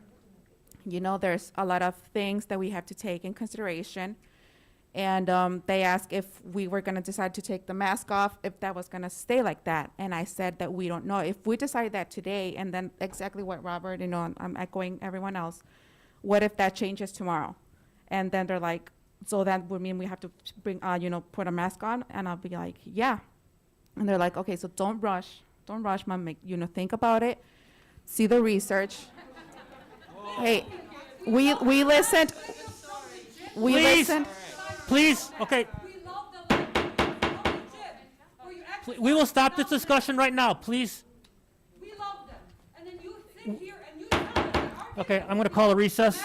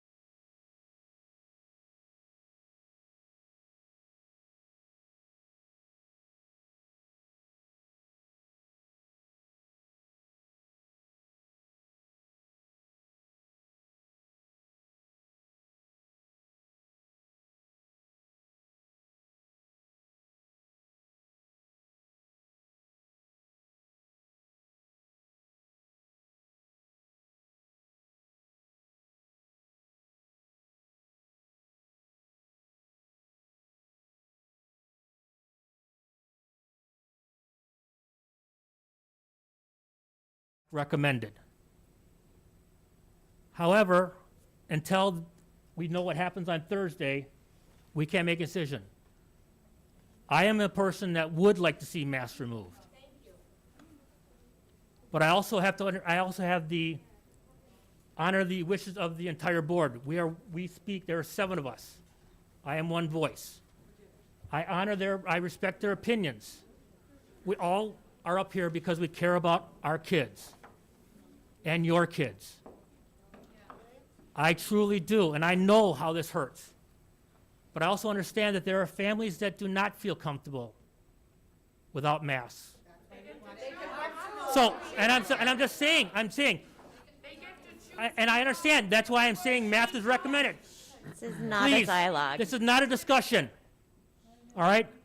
I do want to read something from one of my teachers' one of my daughter's favorite teachers, who posted this last week on Facebook. As masks start to come off in classrooms across the country, can we just take a moment to talk to our kids about respecting other families' decisions? I realize us adults have not been the best example over the last 2 years. Excited to be mask-free in the classroom? Great, go for it. Rather keep your mask on? Great, your choice. As adults, let's model respect and teach our kids, big and small, to do the same.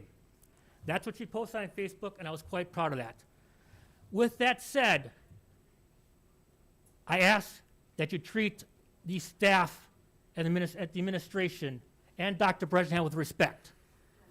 She is doing what we are telling her to do. There's no call for the bullying and the personal attacks that have been voiced against her. You should be appalled as adults. As your You should be appalled. We come okay, to the second all right. like What? nobody listens to us. No. Freedom of choice. We are listening to you. We have heard you. I wrote notes. I will honestly say I highlighted numerous things from that was said in public comment that I thought was very important and important to say. So we are going to now close this discussion. We're going to close this discussion now without a guidance to the district on going with a mask recommended policy. Keep them the same. And we're done.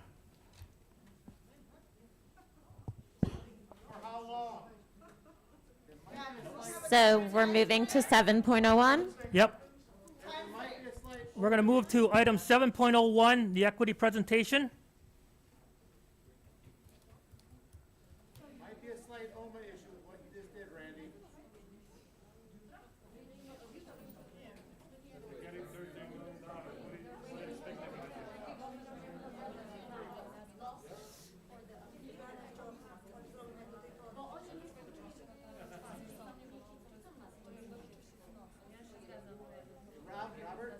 Robert, we're not sure what you just did. There might be an OMA issue what you just did.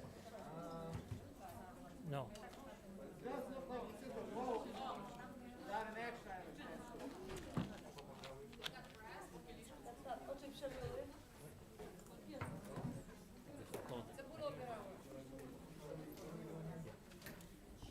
All right. Yep. 7.01, equity presentation follow-up. Read a clarification of what just happened there. You might have a slight OMA issue with that. If you took a vote with 3 board members out of the room, there might be a slight issue with what you just did. Are you sure you want to do this? No, there's not an action item. We did not take a vote. You just said a policy. The policy's going to change for the district. Clarify what just took Let's place. not have a dialogue with the audience. We're moving to 7.01. That's fine. We'll file a request for review in the morning. Tom, you know who I am, Tom, Rob, and I'm telling you straightforward, I will see you in the morning. Unless you just clarify what you just did 2 seconds ago. You want to clarify or do you want an OMA request for review? So we had a discussion on special interest about COVID dashboard and mitigation statuses. We had asked for a discussion without interruption. We had interruptions. We called a recess. I came out to explain my side of the story And I was not able to finish that story, so we closed the discussion. No vote was taken. No decisions were made. We've closed that discussion. With that, we'll move on to 7.01, equity presentation follow-up. If you could step back to slide 33, Dr. Bresnahan. Thank you very much. So in our last meeting, as you may recall, we had an equity presentation, shared a lot of data and information with the board. The board had some excellent follow-up questions, so I'm just representing the SLT and many members of the district administration. We put a bunch of data together to respond to those questions. A number of the questions, I think, on the next slide, actually this falls under Goal 4, Stewardship of Resources, and connects to our equity focus for the year. And these are the questions. We had questions about multilingual data, staff experience, transportation, everything that's listed there. So we'll just jump into the data. So this first slide connects to this, the dual language English proficiency piece. So Joshua Perdomo and Susan Savage put this data together. Those first few columns outline one-way dual language. The second half outlines the two-way dual, the number of kids assessed, the exit rate, and the on track to exit in 5 years. So you can see how that has moved forward through these last few years. Obviously, the numbers have increased as more kids have enrolled in the program. I think one of the big questions was the comparison, that 5-year on track exit rate. You could see in 2019, 35% in the one-way, 38% in the two-way, and then just this last year, 31 and 28. The next slide outlines questions about the lottery. This really connects to kindergartens. We have 3 schools that have two-way dual language, John Jay, Juliet Low, and Salt Creek. Each section has a maximum of 24 students, 12 that would be EL and 12 non-EL, so there are 36 seats available. And that is the focus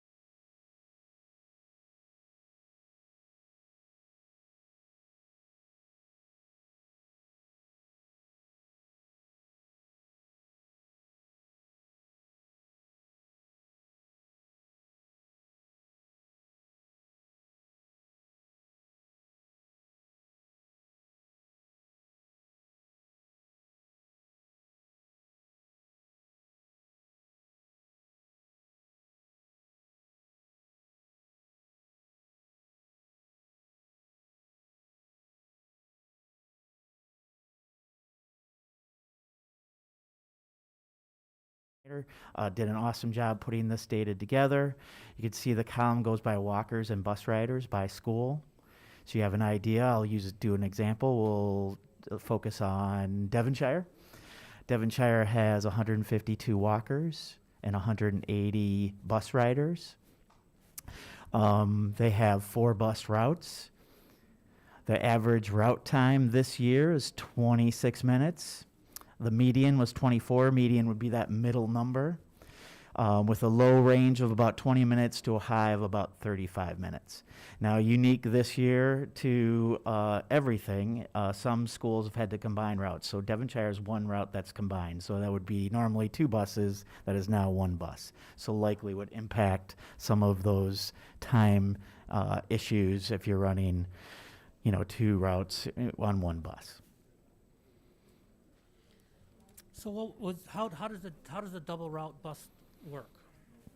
So normally it would be, it wouldn't be each bus would not be full in regards to number of students, but might be going to different areas of the neighborhood. They would combine all those kids onto 1 bus, and they would run then both routes, which would extend the time.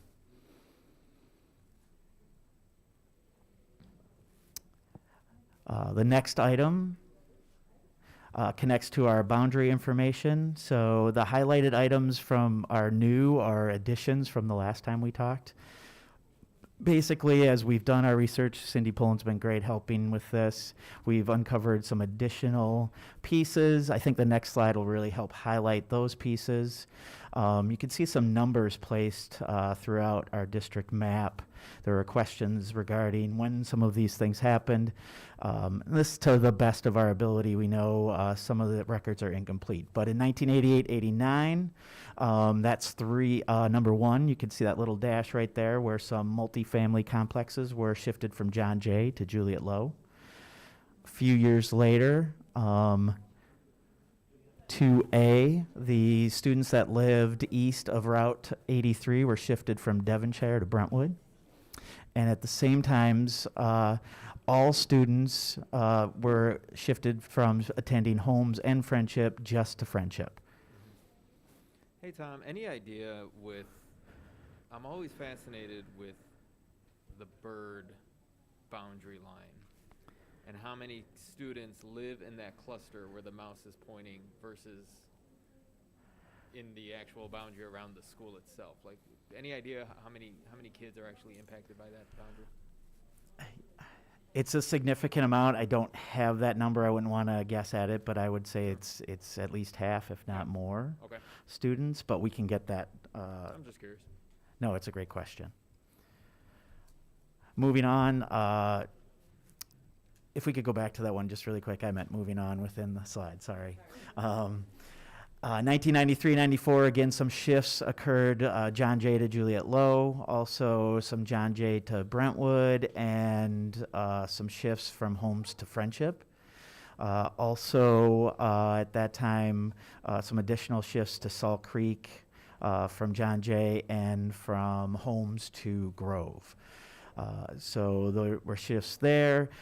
What we could tell to the best of our ability that at least dating back to 1990, that number 4 area, that's the 2 mobile home parks, have been attending Bird. It may have occurred before that, but dates back to at least that time.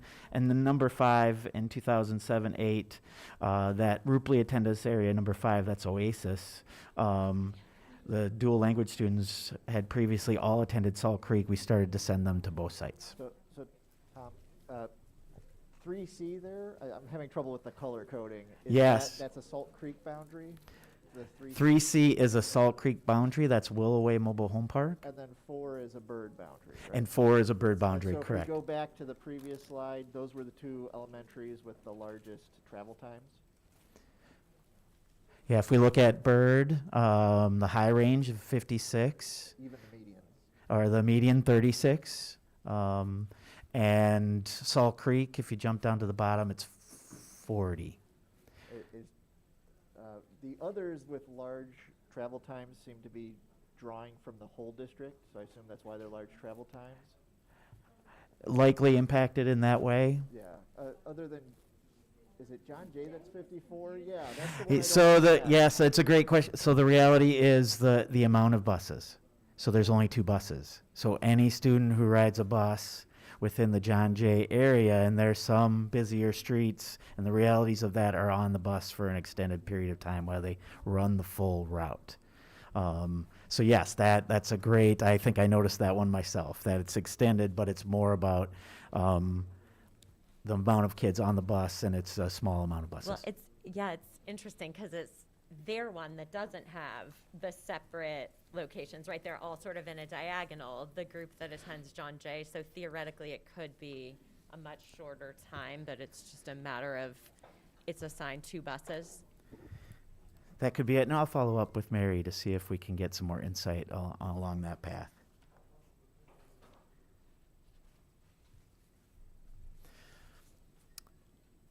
I think we're ready to move on. So just really quick, these are some original boundary maps from dating back in the 60s when we had 21 schools. And you just see how they spread out across.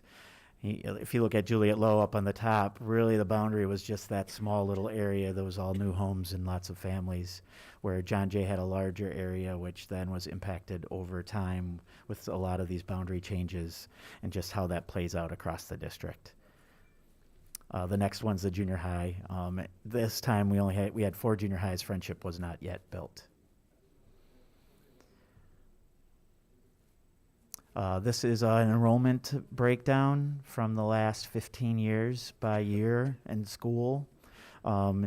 Schools that have a program at this time, those numbers are included in the total. You can see how that breaks out over time. The ELC used to be in a number of schools, then opened in 15, 16, and really just plays that data out across the years.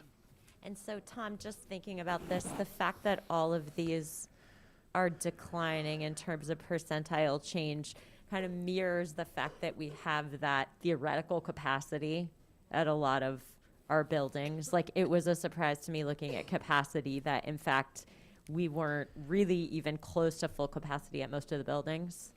Yeah, I think the reality over time is the programming impact on capacity, that if all kids are in the same type of class, you can spread kids out, versus if we, in some of our schools have a one-way, a two-way, a gen ed. Yeah. The reality is one class might have 28, one might have 14, Yeah. versus if you could spread all those kids out in one class. That makes sense. Yeah, absolutely. This is some question came up about overtime. So I actually went to the school report card to get a consistent reporting process, race, ethnicity, and demographics. And I just grabbed 5-year increments so you can see how things have changed over time. There are some realities. Great examples, chronic truants. That was updated in 2020, 21, how they track that data.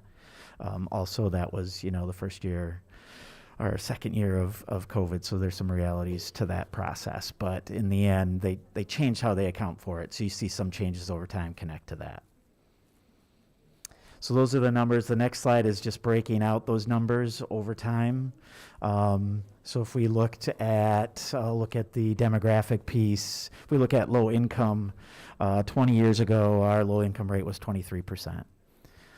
Today it's 58%, that's a 152% increase. So that's just how to read it. You've got the increments of 20, 15, 10, and 5. So you can see the changes within those windows.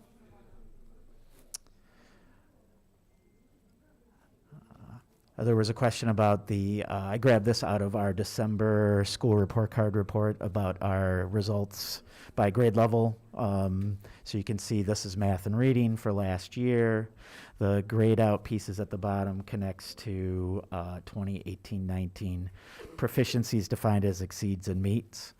So if you want to combine the top 2 green ones, you can compare. So in math, last year we were at 17.1%, and 18-19 we were at 20.7%. So that's a way to look at that. I think the final slide, Ben and Mr. Gray and Mr. O'Connor have been working with Cropper to move forward with getting a 5-year population enrollment forecasting data together so that we can look at that and utilize that as part of our planning process.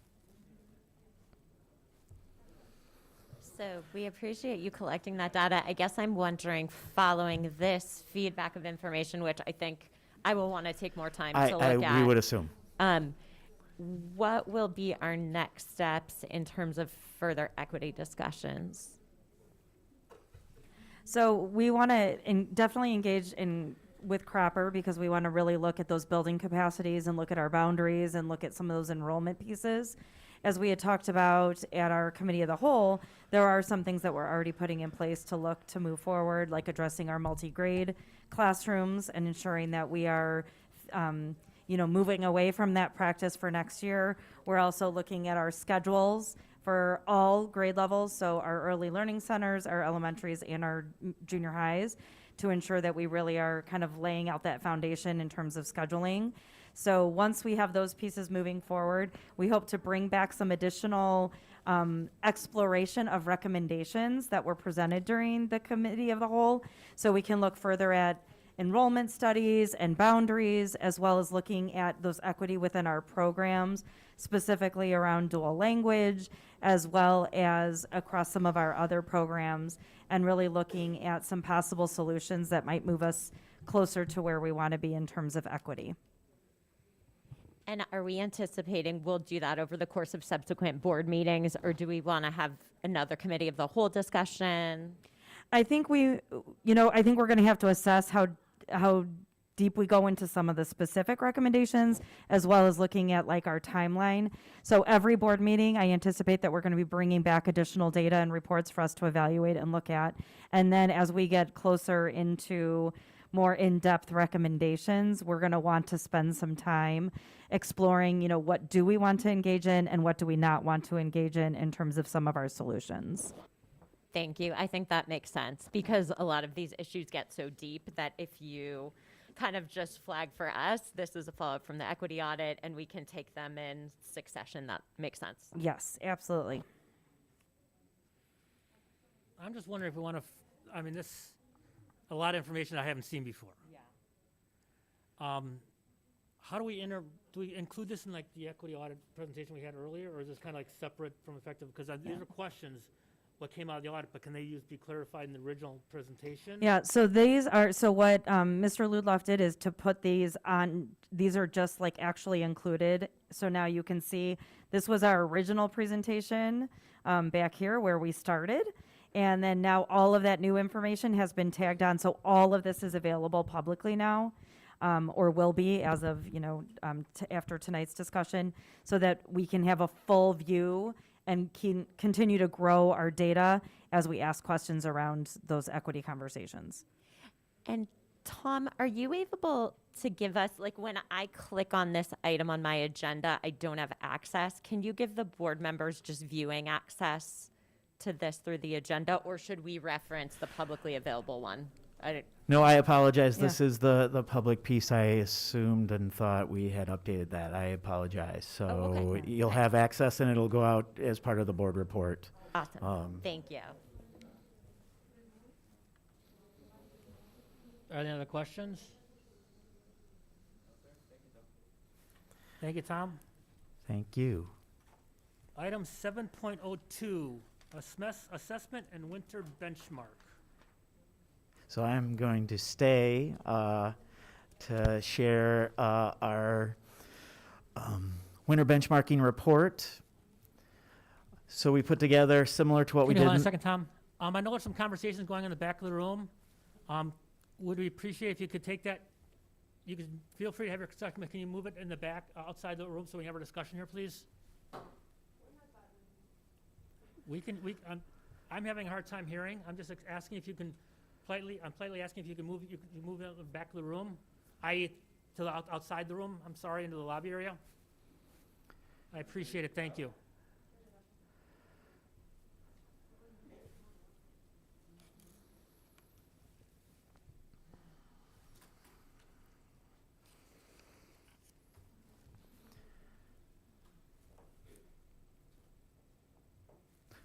So similar to what we did in the fall, we've updated our winter benchmarking information and are here to share with the board tonight.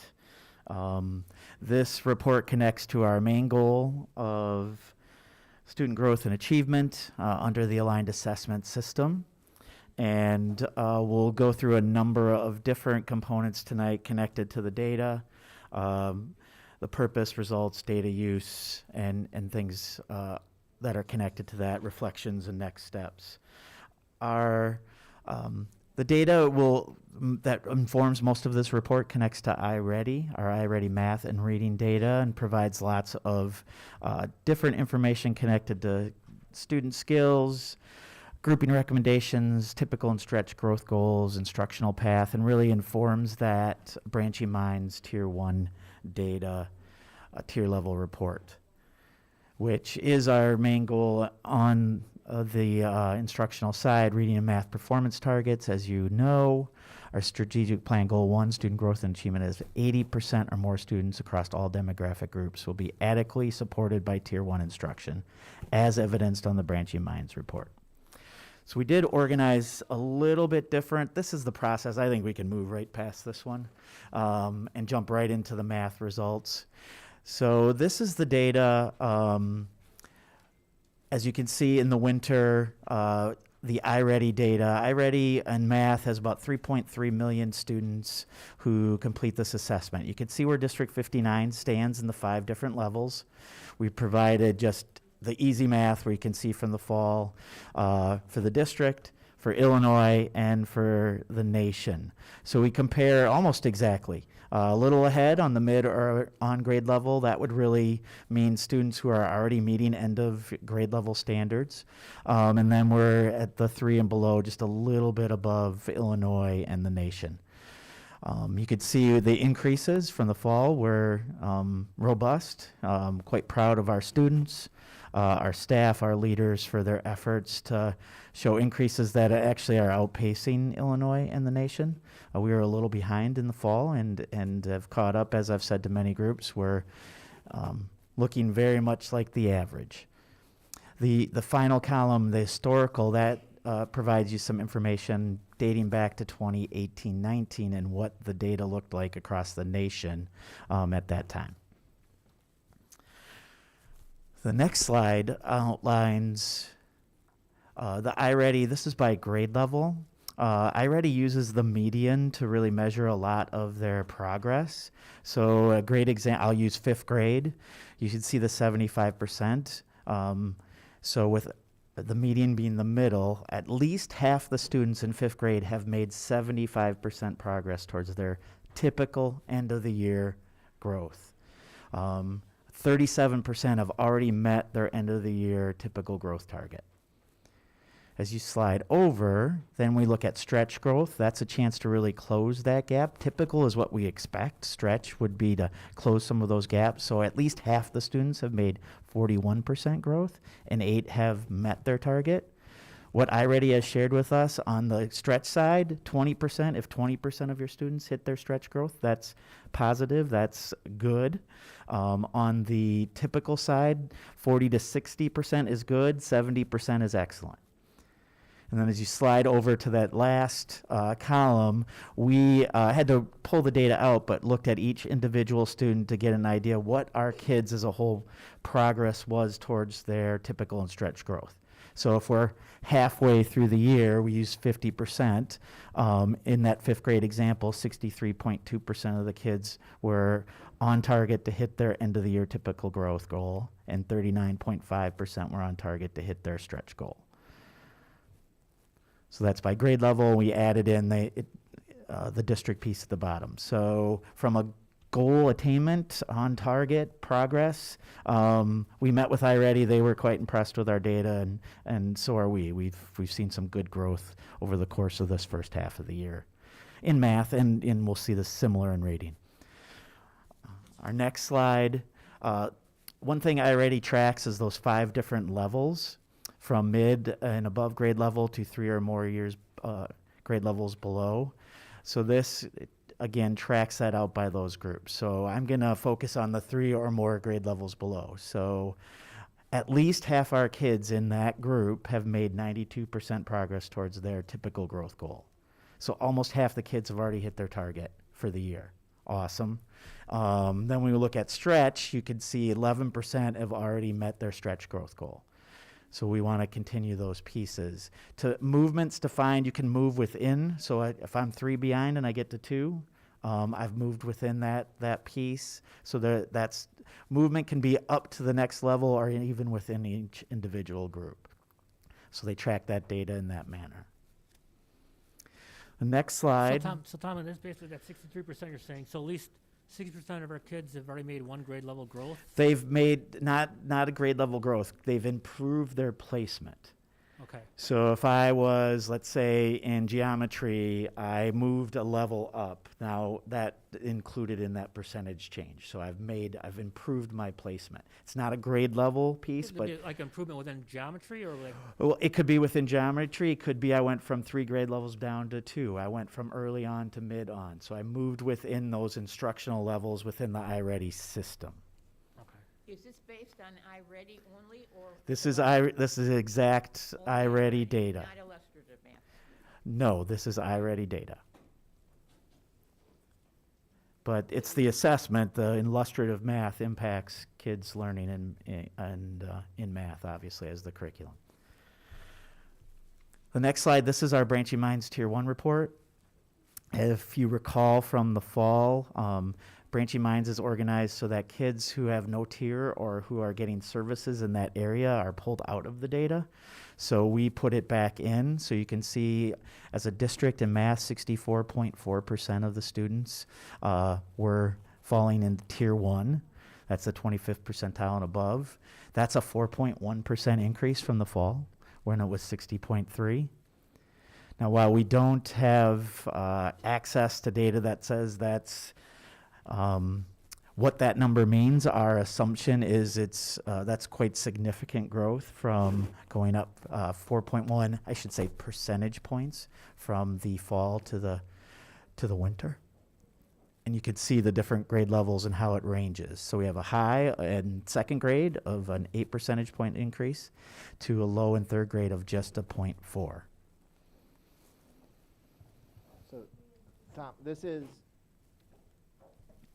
those gains are percentages of of all our students, the percentage that went above 25% from below it, basically. Correct.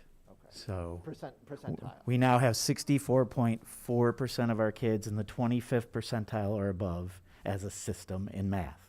In the fall, it was 60.3% of our kids were at the 25th percentile or above in math. And that's percentiles are compared to national norms. That national norms database, and actually it's the 2017-18 norms. They have not updated their norms for a few years. Okay,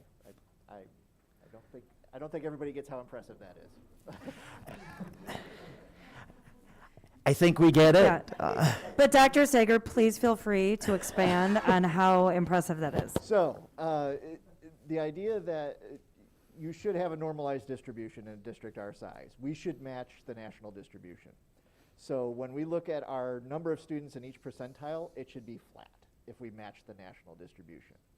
The fact that we had students that were below 25% who are moving up compared to other districts is a big deal, because that's the only sort of thing you can get with big changes. It's not demographics, it's not, it's because we're comparing to a national norm. And so the fact that we're moving up relative to the norm is a big deal.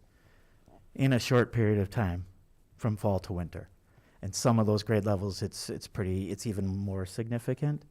But at the same time, we're aware, we want to be careful along those paths, and not every grade level or every kid's making that same progress. But I appreciate that. The next slide, just to provide a comparison, this is, again, how Branching Minds does it. This is kids who were in our system in 2019-20 and are still in our system now. It's about 3,765 students. Back at that point, 76, I believe, that were in Tier 1, and now we're at 66. So you can see, even though we're celebrating, we still see when we go back in time, it doesn't compare at the same level. Then and if it's okay, and maybe this will be part of the ongoing review with the board, I might suggest if we just move through the demographics really quickly, if the board's okay with that. But again, we collect all the data by each demographic and report it out by tiers. Really, outside of just a couple of the demographic groups, we saw increases in positive growth fall to winter in almost all. Similar with the multi-grade data, multilingual, I apologize, data, seeing some nice movement from fall to winter. Again, this is based on that Branching Minds Tier 1 report. And then if we could just jump to the last slide to kind of go to Dr. Sager's point. This is a picture of the histogram, and you can see that movement we were talking about. So that bottom 5th percentile back in the fall was 17.5%. Now it's 13.3%. So a number of kids moved out of that 5th into the 15th. Then we had kids move from the 15th into the 25th and beyond. So the whole system shifted, and that's a nice visual that represents that. Right, and it took me a while to understand this, so I just want to explain that we're comparing our students' percentiles to a national percentile. If we match the national norm, this would be perfectly flat. Is that correct? Yes, that's absolutely, because So those if kids 1%, got 3 months, 1% 4 months of students in the first instruction percentile, also. Right, and so it would be perfectly flat. The fact that we had a big lump over at the low end and it's now moving the correct direction is heading the right way. Yes, a shift of the whole system. And yes, I have to remind myself, all other kids of the 3.3 million kids in iReady also were in school the last 4 to 5 months. So that is quite a celebration, and back to our kids and staff. So now we'll jump to reading. In a similar manner, matching up well with Illinois and the nation, a little still just a couple percentage points behind, but saw nice growth again from fall to winter, especially as compared to those other Illinois and there's about 3 million kids who are assessed in iReady and reading. As we jump to the growth piece, you'll notice what jumps out really quickly. Actually, all the medians look great, but especially at the middle school level so if we took 6th grade, at least half the kids have made 119% progress towards their typical growth goal. That plays out 55% of the kids have hit their end of the year targets already. 18% have hit their stretch targets already. And that plays out at 66% have already are on track to hit that typical growth goal, and 48.2 stretch growth in that grade level. And you can see how that plays out down at the bottom as a district. So our kids are on the path to hitting their targets at a nice percentile across the board, pretty much every grade level. A couple not as much as we would hope, but again, we're aware of those and working on that. Tom, going back to that, so to translate it to the way parents see this, we get this report that's a number from the iReady, and then there's like that green bar, which is on grade. Yes. That means that 54% of 7th graders are in that green bar already. It means 54% have hit their target. That target might not yet be their growth target. Yes, Okay. might not be in the necessarily green on yet. grade, but that range of values. Yeah, that we have a they expect. sample. We can I dig right into that. Yes, they're hitting their typical growth target. Might not put them at grade level. It might put them exceeding grade level. Right. So again, here's that movement among the different placements. Again, we're seeing the higher medians, higher kids hitting their typical and targets at those grade levels where they need to make up that progress. So it's a nice system to be able to look at the movement at grade levels, schools, kids, placement levels, and everything that goes with that. So this is the Branching Minds, that 80% goal again. So in the fall, we were at 63.8 in reading, and now we're at 66.9. So we're seeing a 3.1% percentage point increase. Get that right for once. At all campuses, we have a high of 7.3% at 2nd grade.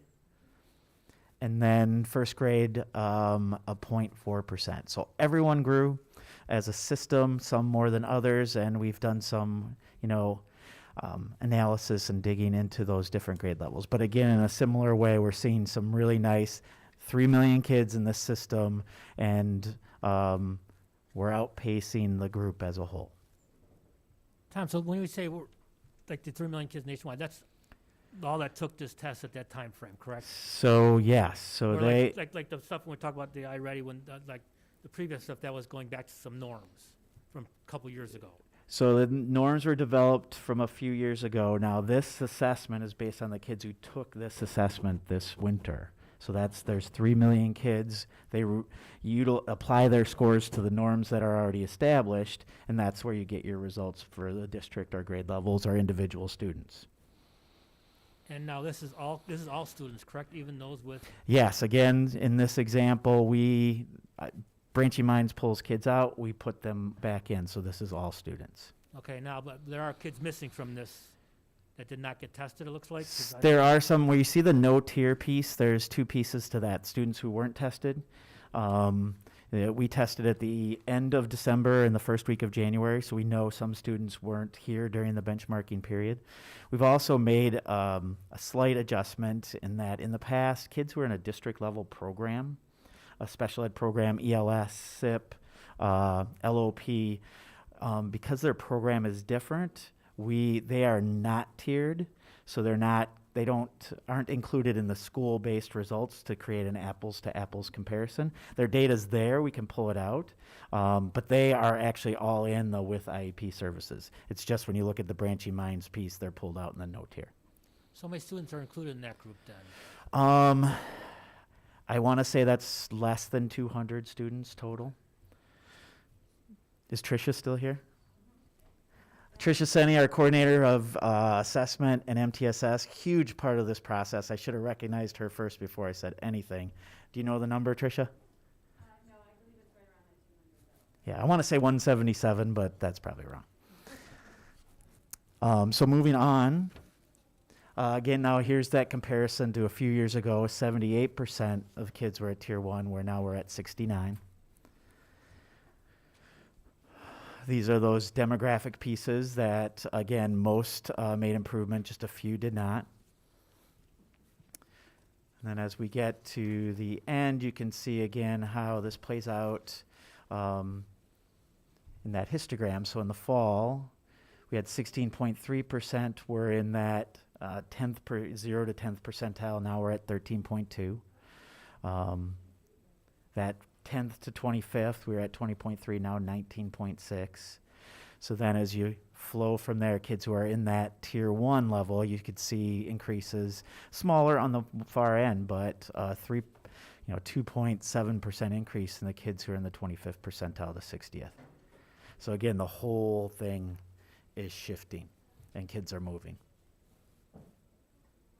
Huge positive. And I'll be honest, I think we needed it. Our staff needed it, so we've spent a lot of time with administrators, synergy teams, schools, really going over and looking at the growth our kids are showing. So just a few, we'll just highlight a couple of these. We use the data in a lot of different, let's just jump to the examples. I think that would be fair. So this, I'm sorry. If you could go back. I'm like, go, stop.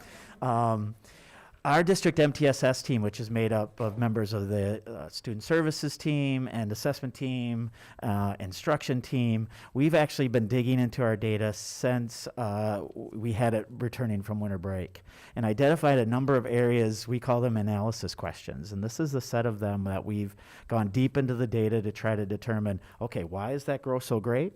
Or why aren't we making the growth we would hope to see, and really dissecting the data, sharing it out with the group, and then creating some areas where we need to do some deeper analysis. But the process with the group, from my experience, has been just incredible because we're getting deep and using the data. And then, great example, we noticed some things with literacy and had a synergy team meeting where then Alyssa Coker guided the elementary schools to digging into their own individual data to see if they could figure out, can we determine what's happening? You never know exactly, but at least get on that path.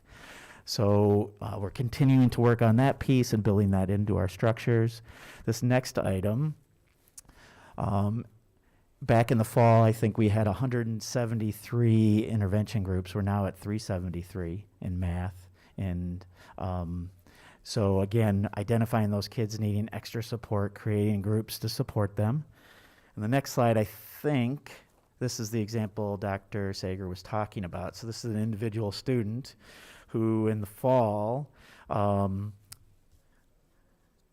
just want to get the example right, was at a 465, grew 11 points from fall to winter to a 476.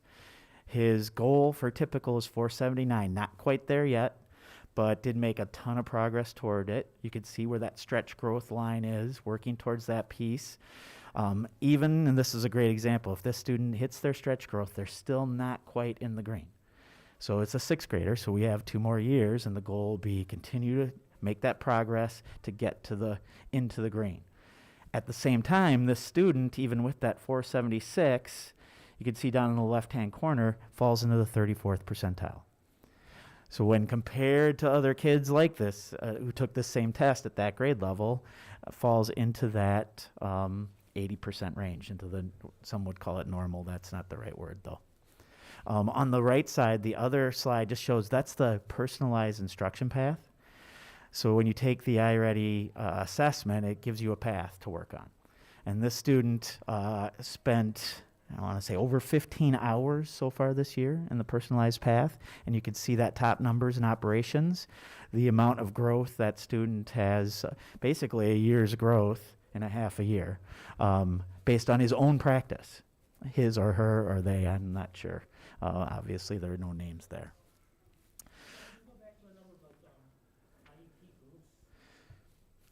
So not IEP groups, intervention groups. Yes.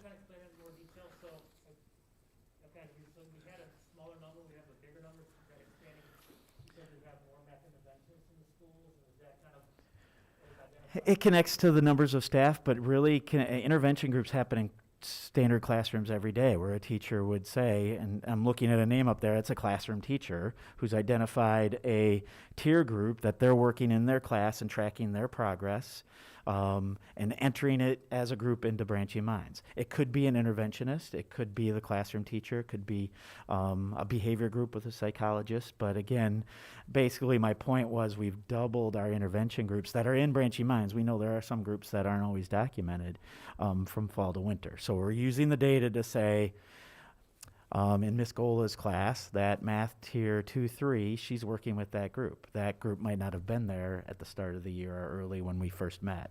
That was my point in trying to share that piece.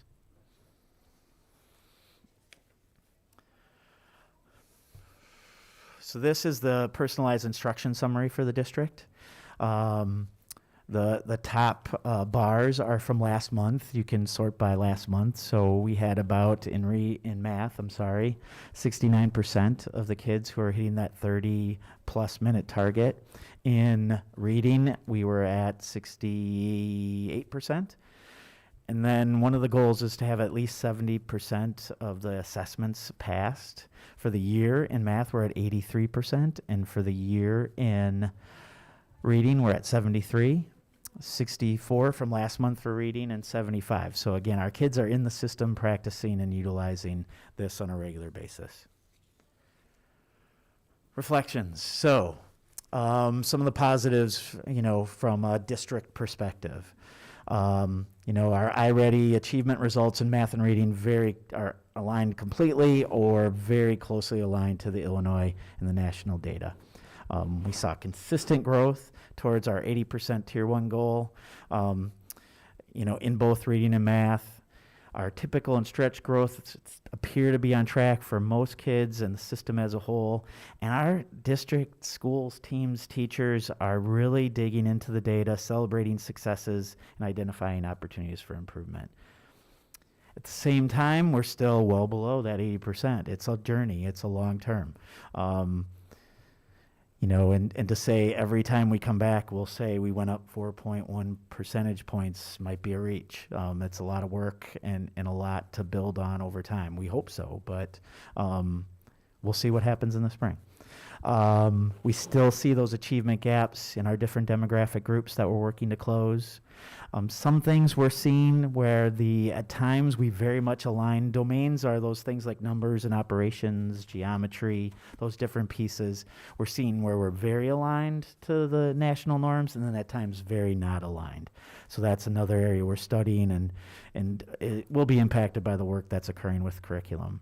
And then we just want to continue to enhance our assessment literacy. So we're building on that piece and down to where our staff, even our kids, are understanding the data and how to use it and celebrate it or say this is things I have to work on, but it's an area we're continuing to focus on as a district as part of our strategic plan. Next steps, we'll continue our analysis and using this data. We'll use it as part of our instructional planning for next year, can assist with scheduling, groupings, different things like that. As we move into next year, we'll monitor that personalized instructional status, want to make sure we're on track with that, and then we'll get ready for our next round of assessments towards the end of the school year. So I know that was a lot. I'm very willing to answer questions, or obviously when you have access and can reflect and review, we can follow up as we have. Seems to be a nice way to come back to things and review those questions from the group.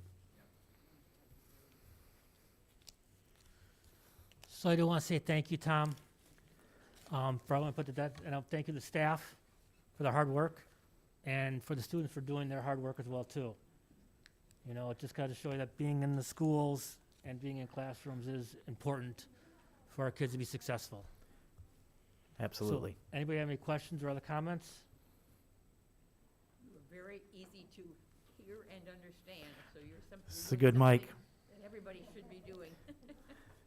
Yeah, just a couple of comments, I suppose, on the presentation is that I appreciate that you gave us a little insight into the analytics and how the teams are using this data, because it's one thing for us to try to absorb it, understand it, ask questions, but just understanding how it's being used to, better serve our curriculum process, better serve our individualized student, IEPs and their learning Yeah, paths. excellent. I think that's helpful. And then I also appreciate that you included the celebrations as well as the growth areas, because I think we want to keep our eye on the goal of achieving that 80%. Yeah, I would expect when we achieve that 80%, we'll have just as many areas we need to continue to focus on. Thank you. Tom, I know we're supposed to be using Branching Minds. Teachers are supposed to be using that to help them improve student scores. How easy is it for them to navigate that for all their students, to be able to keep up with it and not fall behind? So Branching Minds, not every, and Tricia, please jump in, not every student necessarily we'd be able to access their data in Branching Minds, but the purpose, the main focus of Branching Minds is one, to help report this tier 1 piece, but really to guide those intervention groups. So one, the data has to be entered into that piece because we're progress monitoring that process, not just 1, 2, 3 times a year. So there's lots of supports in place for that. We're still growing into that process, but I would say from my assumptions, I guess, teachers are getting more and more comfortable, but we provide a lot of support along that path also. Thank you. Thank you, Tricia.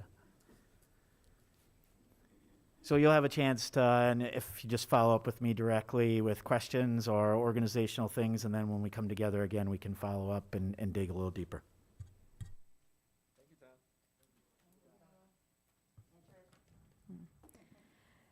So I'd like to suggest, for the sake of time and just the amount of items that we have under discussion and consent agenda, that we unfortunately table our MTSS overview, which we started to dip a little bit into that tonight as part of Tom's presentation. It is something I want the board's full attention and capacity when we have the opportunity to hear from Dr. Wetzel. It is such an important part of the process that we use in order to address student learning and some of those areas of deficiencies.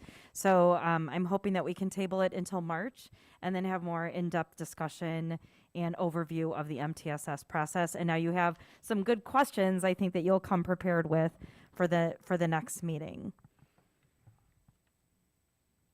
And I'm going to ask if the board president would allow me to just make a statement before we go into our discussion items. Obviously, we did not get to finish the discussion that was taking place around our COVID mitigations. My request from the board would be that if we could wait until we hear from the appellate court, once that comes out, if we could then request that the board hold an emergency meeting, and we will do it virtually, so that therefore we'd be able to actually get more direction for the administration in order to make our plan and move forward.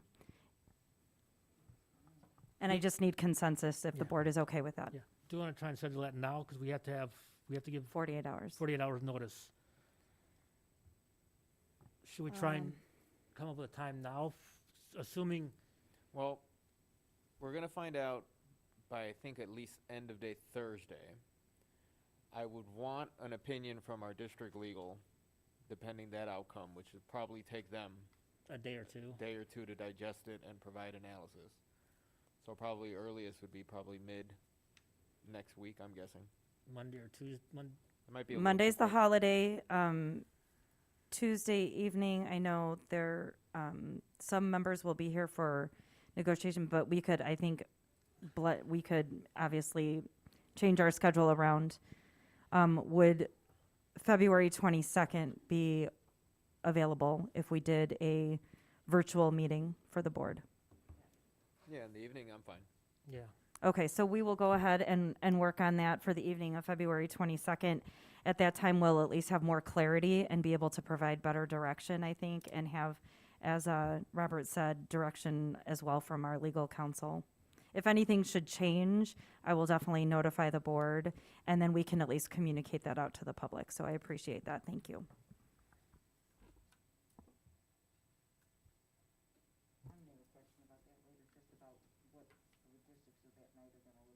Yeah, we'll get, we can just share that out later.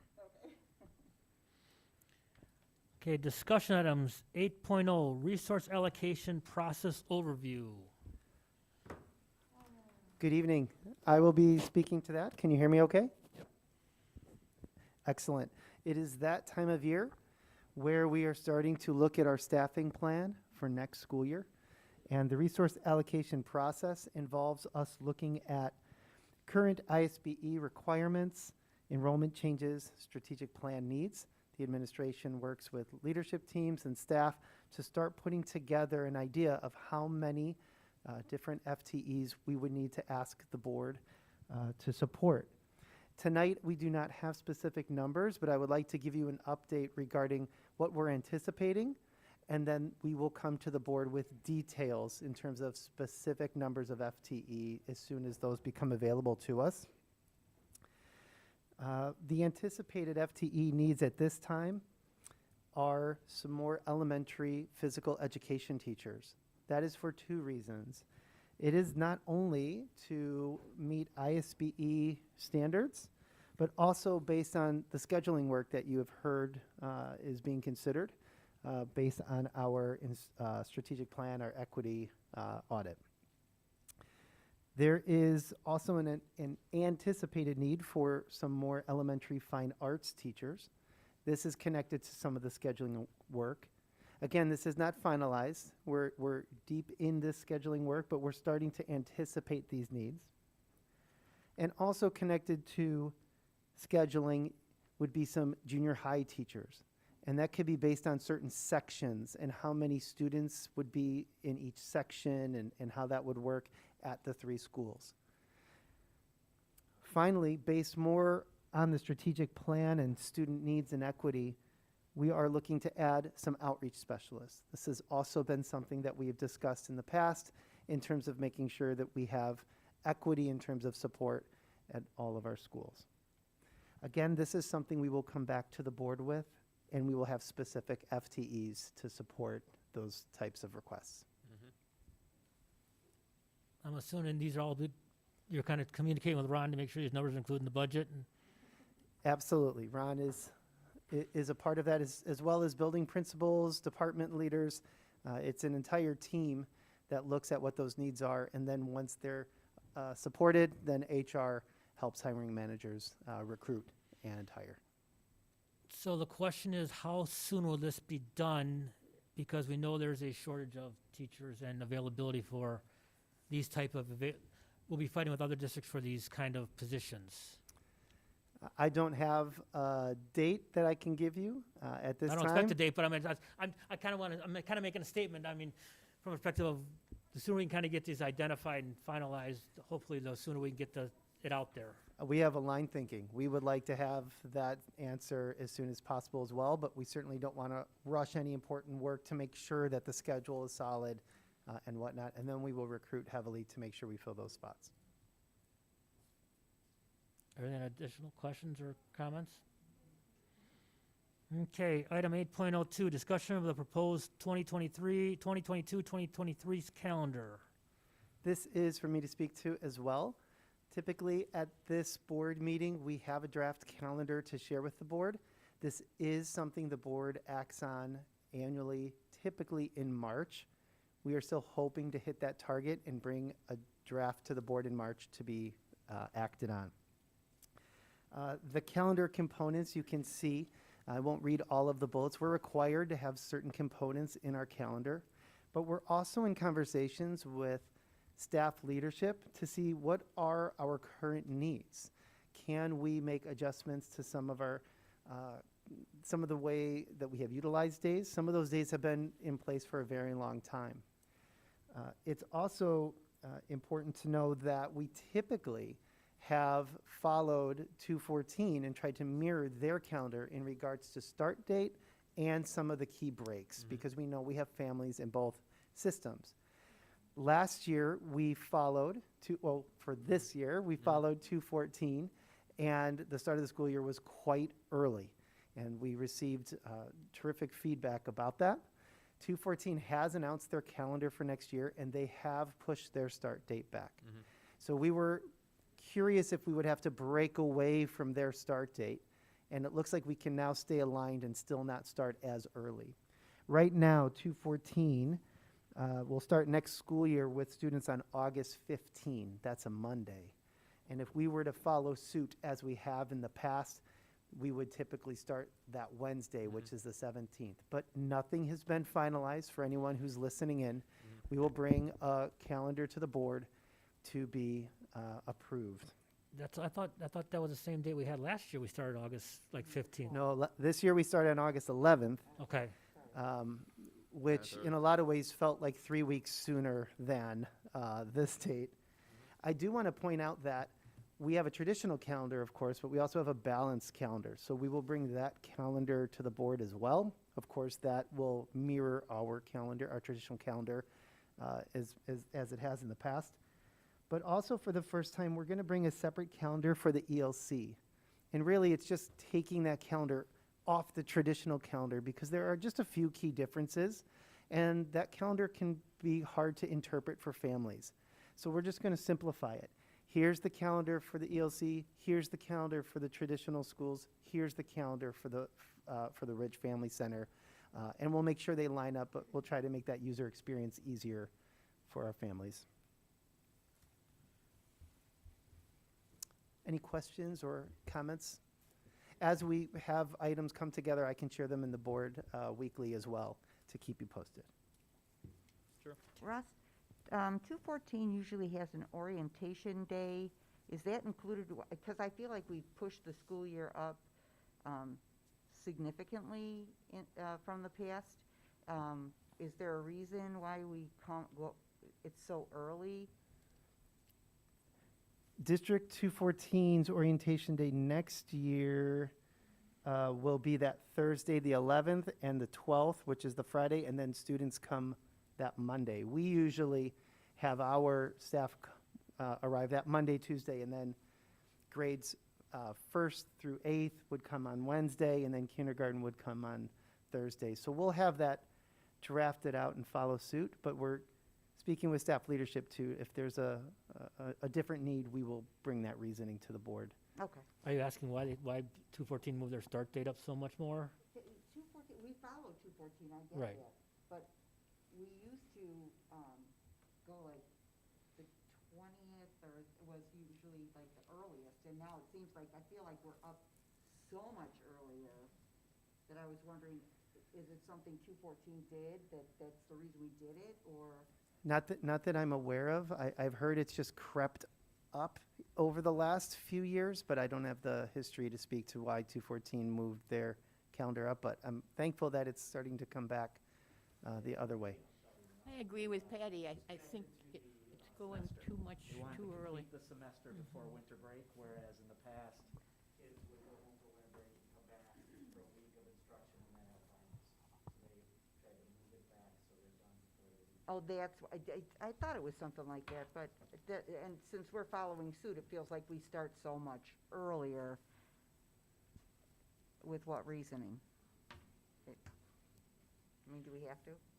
Well, the other thing, if you remember, Patty, we always used to have a full day at the Park District where all the schools were there, all the staff and so forth. Is that something that they liked or they didn't like? No, actually, I would say particularly junior high would prefer to use the days back at the day back Well, at it the was only building. a half a day really, and then they went to their rooms. But they to would their rather schools for do the their other half. work, get their classroom and their lessons ready. Mhm. It was, we It didn't really wasn't- see the purpose Okay, for it. because we did it for years, I know, years and years. I know. We didn't see, we would rather use that time being productive Okay. than in a building. It just seemed like it was a good way for us all to be together and get to know each other a little bit from the different schools. I liked that part of it, and it was only a half a day in the morning, and then they went to their schools in the afternoons. I just, to me, personally, that half day, I can get to know my colleagues in my building, I can get to work with them, I can get my classroom and lessons ready, would be a better use of Well, my I'm just time. bringing it up because No, it but just, that's what I it mean. just came to mind that we did it for decades, and then suddenly we didn't do it anymore, and I didn't even realize why. Yeah. So, Just think things we did there weren't productive. does anybody out there remember? Right. It's been a while since we've done it. Any other questions Okay, or just a comments? question, I'm that's sorry. all. You good? That's it. Okay. Fine. Item 8.03, discussion of proposed holidays for the 2022-2023 calendar. I'm assuming that's you too, Ross? It is. This goes along with the calendar, and this is also something that the board will be asked to act on. That will be in March.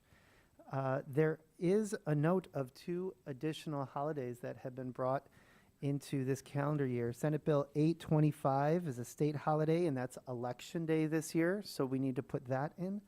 And Juneteenth is a federal holiday commemorating the emancipation of slavery, and that will also now be a holiday that is on that list that you'll see.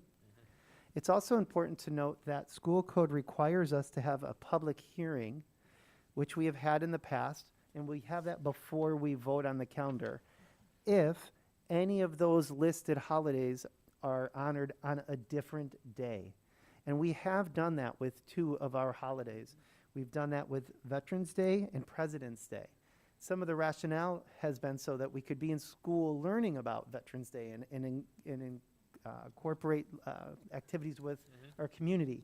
And then we've also, just again with the school calendar based on conferences, we've moved other things around.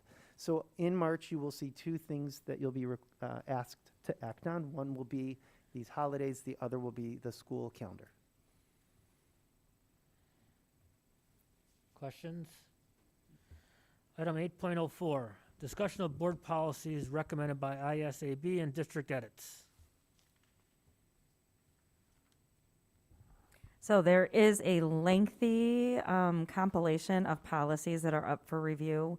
We have had them reviewed by legal counsel. We also go through our regular practice of reviewing them as a leadership team.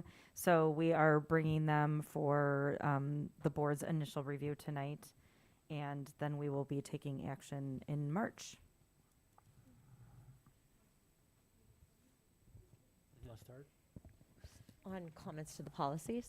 Yeah. No, I don't have written detailed comments to the policies. I mean, it's basically over 300 pages of policies that are coming due because we both review new policies as well as have a practice of every 5 years reviewing existing policies. And so there is a voluminous set of policies that we're asked to read through for this meeting. I think for all of us, if we have further questions on those, we'll direct them to Dr. Bresnahan. It'll probably then go to the SLT member who's responsible for that area. But for the most part, they should look familiar to us because they're the existing policies as opposed to new policies. Sure. So is this mostly wording changes, cosmetic changes? Yes, and also just reviewing policies as they exist from the past 5 years that have no changes. Questions, comments? So just a clarification on the way this is done. I'm on the policy committee at NSSEO, and we have a group of board members who meet with the SLT and go through all the policy changes and then bring a recommendation to the board. So a board member looked at it. Is that something we want to think about doing instead of this giant document reviewed by everyone? Yeah, so actually, Cindy and I have been talking and researching how to best go about to streamline this. I think it seems quite cumbersome this time around because it is so voluminous. So I love that word, but I do feel that in future, there is a board representative for a policy committee where we could review it. So I'm more than happy to explore that as an option as well, because we go through it in our, certain areas within our departments. But if there's a board member that would like to be that person and volunteer to go through that and then make the recommendations to the board, I'm happy to go through that I process as well. Them anyhow. Yeah. I know, and occasionally there'll be options like, if your board chooses to do this, select this. And so there are occasionally an option with different policies where you can choose specific language. And I think traditionally, just because this is what I was told when Randy and Patty and I joined, is that in the past, there have been policy committees, but then a decision was made to have the entire board review because they thought it was important for every board member to be aware of these policies and give an opinion. It's not to say we couldn't change that. That's just what I was told about I was just how it curious evolved. seeing two boards operate different and,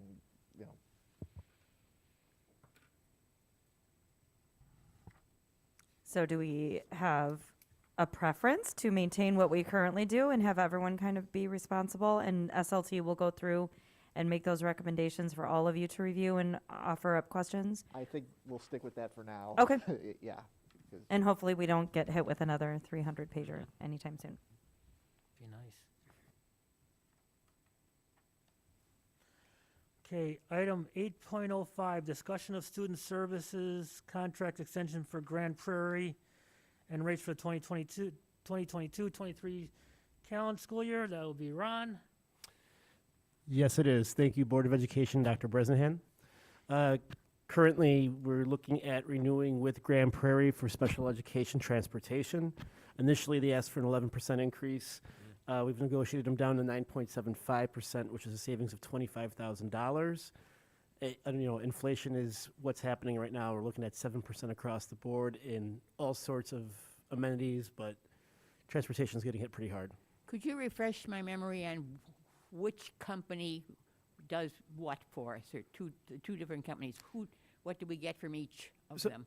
Grand Prairie does the special needs, special education. And that's what 8.05 is for. That's all. Grand Prairie is strictly special needs, and first student does everything else. Correct. Okay, thank you. Questions, comments? I think the biggest part of their increase is labor costs. Well, As we've, it- I'm sorry. And they also have been offering bonuses to their staff to entice people to become bus drivers. So I think that's their biggest cost, their increase. And I don't think, and what you did mention something about they haven't bought buses in a while too. That is correct. Their fleet is getting older, and with COVID happening and them not having to do as many routes, they did not purchase any buses in the recycling program, and so now it's catching up. Ron, is this a 1-year deal for 9.75? Correct. Yeah. Is there option of 2-year deal for a lesser uplift amount, or? No, according to the Illinois School Code, we've already done the 3 years and then the extension for the 2. Sure. Is there a possibility, and this is my hope, that if things get better, it could go down again, or are we stuck at this? I don't anticipate it being down. In fact, between us and the public, we have the best rates currently in terms of single digits, because of the discussion that down the line they could get our regular ed, and that's why they went to 9.75. If you look at other transportation companies, that it's 10, 15%. It's a nightmare. Yeah, I don't see it going down just because I don't see them being able to offer drivers less money once they start paying them that same amount of money. And I don't think the gas prices are going to go down. I don't think. That was what I thought was going to be the big chunk of it. We actually pay for the gas for them, correct? That is correct. So that's not even part of this agreement, this percentage. A lot of it's insurance costs, as well as the driver costs and the new busing. Insurance, as we've seen earlier today, is catching up to everybody. It's like the COVID discount is gone. Okay, item 8.06, discussion of student transportation services contract, extension for per student, and rates for 2022, 2023. Yeah, that's another one where they were on the 15% increase bandwagon at first. That was an interesting negotiation down to 10. So that saved us from an initial offer of $150,000. It is a 1-year deal. It's just like what is going on with Grand Prairie, where we can, after the 1 year, see how the market is. But at this stage, it's a lot of CPI, the liability insurance, the driver salaries. It's hard to compete when there are other jobs that are being paid either more or it's COVID, a lot of it, to be honest with you.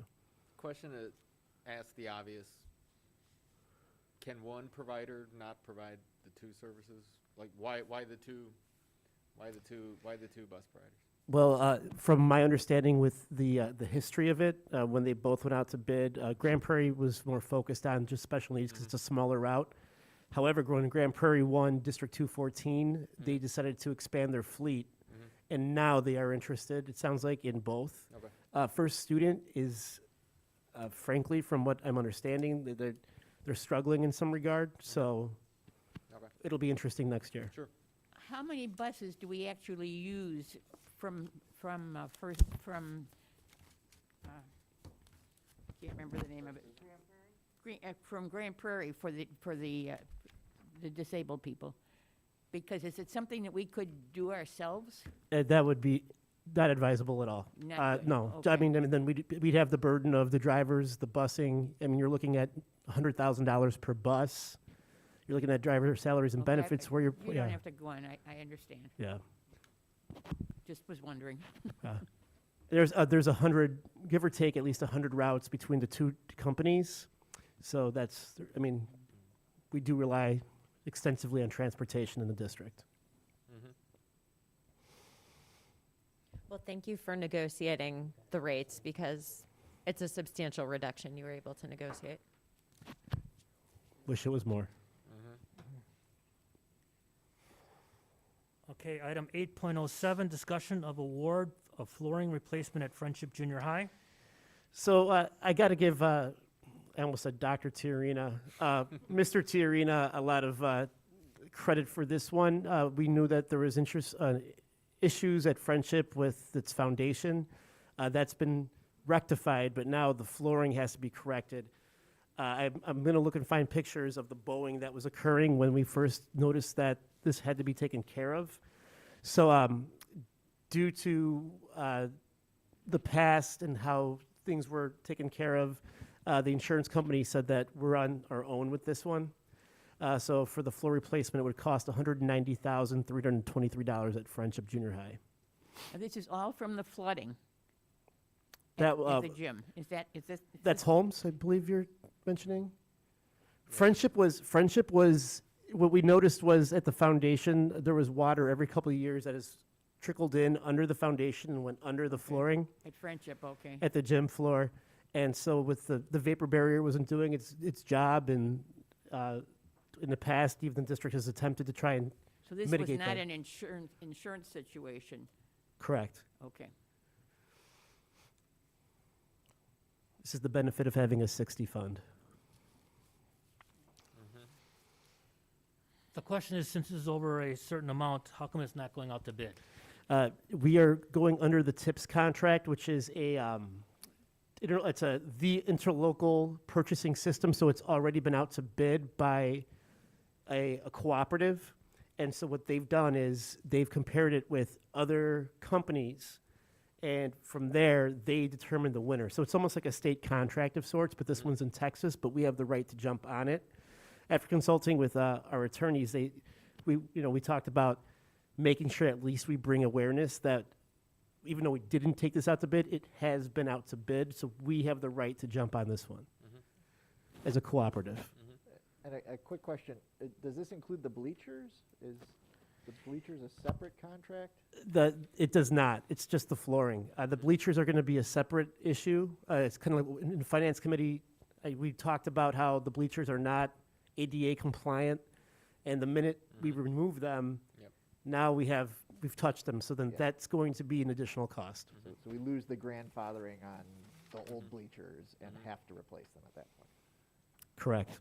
Now, do we have the cost for that, or is that something we don't need to discuss, or is that something we got to approve at a later date?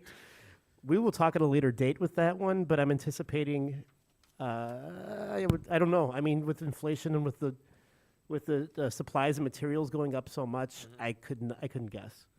Is there anything in the world of flooring, like we always talk about, like switching out the light bulbs, technology, we get better light bulbs, Is it still just the same old wood flooring that's been used for decades, or is this installation that we do here going to last us a little bit longer than what we had before? To be honest with you, the flooring that we've had before should have lasted a lifetime. It was just the wear and tear and repair that wasn't there. So this one. As long as people take care of it. Thank you, Mrs. Petrielli. Next question. So taking care of it, that's a good question. I mean, it's taking care of it. What does taking care of it mean? Does it mean refinishing it every couple of years? Does it mean they were, in my opinion, they were put in a tough position in the prior administration because when the foundation it was essentially caulked from what our groups have talked about. I can't even think right now. So since it was caulked, it failed. It wasn't properly repaired. As a result, water went under the building, and then it was like 2 feet of water that they found when they dug it up. It was just sitting there, and so who knows how long it's been there for. Albert's really, really good. I'm going to say that he's the best I've ever seen, and for him, if you're going to do it, you do it right. That's one thing I'll give him all the credit in the world for. He bothers me with money more than anybody else, but there's a reason behind it when it comes to the facilities and the upkeep for our kids. He did a fantastic job with this. I anticipate under his watch we should not have an issue. Yeah, and I think it all comes down to whatever type of warranty we get with the flooring, just maintaining it and making sure that we don't end up voiding the warranty like we did in the past here, where now we're left without recourse. Just a comment. I appreciate that one. Any other discussions or comments? Okay, 8.08, discussion of collective liability insurance cooperative, CLIC, for property casualty insurance. That's Ron again, I believe. That is me. We've investigated several types of insurance with CLIC, which is a pool of over approximately 200 districts, specifically the property casualty. Currently, if you look at the current versus what we could receive, for example, general liability, our current provider, which is Willis Watson, provides us with $16 million in liability insurance. CLIC has us with $37 million at a price savings of $85,000. Another example is like the wind and hail deductible right now that Liberty is preparing to attach to us, which is 2% of the property value of a building. Click, it's a flat $2,500 deductible. The Merdell, for example, you mentioned a Holmes gym. That was a $25,000 deductible currently. Under Click, it would have been $2,500 to do all that work.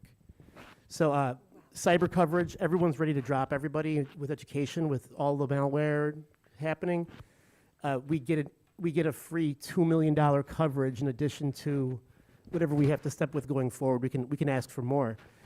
Currently, we're spending almost $100,000 for $3 million worth of coverage. So to me, it's for our property casualty, it will be very efficient and really effective and cheaper, frankly. And do you have, I mean, it seems like it's a completely obvious choice, but I guess I'm wondering if we have feedback from other districts who use Click, and have they been good to work with? And well, I can speak from personal experience. Okay. And it was a game changer in a lot of regards. There's a lot of support on their end.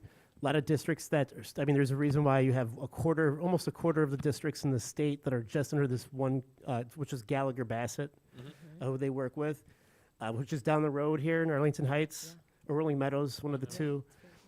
They're class acts. They know what they're doing with this, and they specialize in school districts. well, it's great news. The are we comfortable with the cyber coverage being so low? I mean, if it's currently 500,000, and then are we saying that now the coverage is only 50,000 to 75,000? That's a deductible. I apologize. That was my lack of explanation there. It's a deductible. It's a deductible. Never mind. So the deductible goes down from 500,000 to 50 to 75, Okay. depending on Okay, good. Never mind. So, Ron, I don't know if, did you mention the student insurance? Dr. Sager, there's a reason why you are awesome. So when it comes to any sort of student injury, whether it be if it's on campus or if it's at a student or if it's at a district-sponsored event, even after school, if there's an injury on school grounds during any school-sanctioned event, even if the parents don't have insurance, there is no deductible for that child if they need to be taken care of. But that's only during school hours, correct? Isn't that covered? No. Okay. It could be after school as well. Weekends? As long as it's school-sanctioned. event. Okay. Thank you. I must have missed that. I phased out for a second. Wait, before we go. So Willis Watson, current provider, can be canceled anytime. Is there any, I mean, do they know that well, I guess if they're watching, they'd figure it out.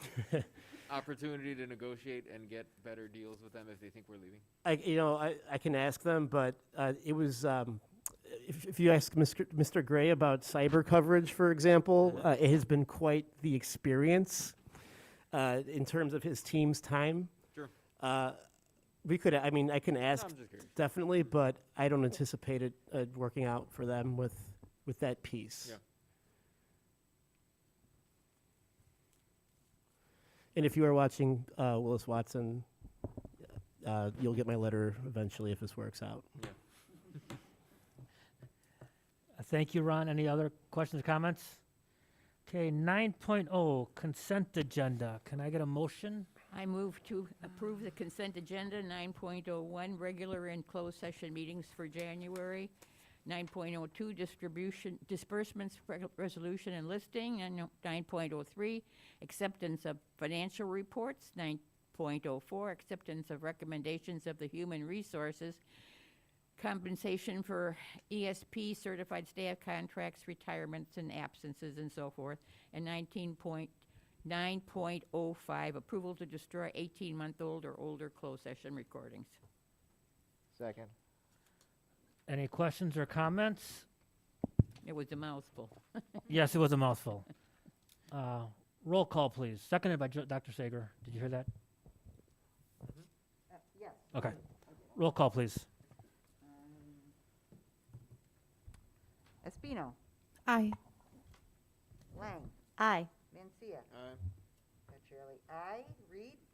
Aye. Sager. Aye. and Schumacher. Aye. And the motion passes.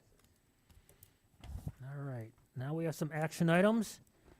Action item 10.01, approval intergovernmental agreement with Mount Prospect Park District. Do you have a motion? I can make it. Be it resolved that on the 14th day of February 2022, the Community Consolidated School District 59 Board of Education approves the intergovernmental agreement between Mount Prospect Park District and CCSD 59 as presented in the motion. I'll second that. Any questions or comments? I will add that this is something that we've been working on. We kind of came across this last summer related to an Elk Grove after-school program. So we thought we'd come up with a agreement with all the other villages and towns that we're associated with.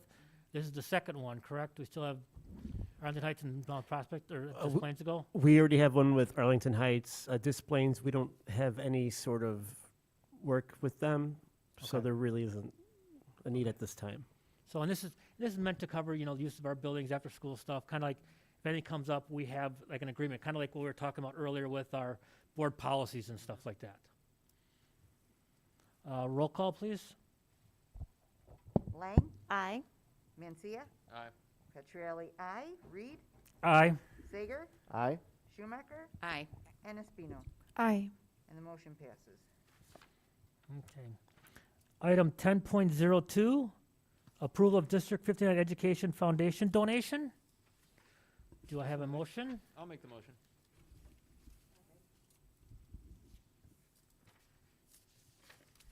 Be it resolved that on the 14th day of February 2022, the Community Consolidated School District 59 Board of Education approves the donation from the District 59 Education Foundation to 13 schools totaling $6,500. This donation will be used on an individual building basis.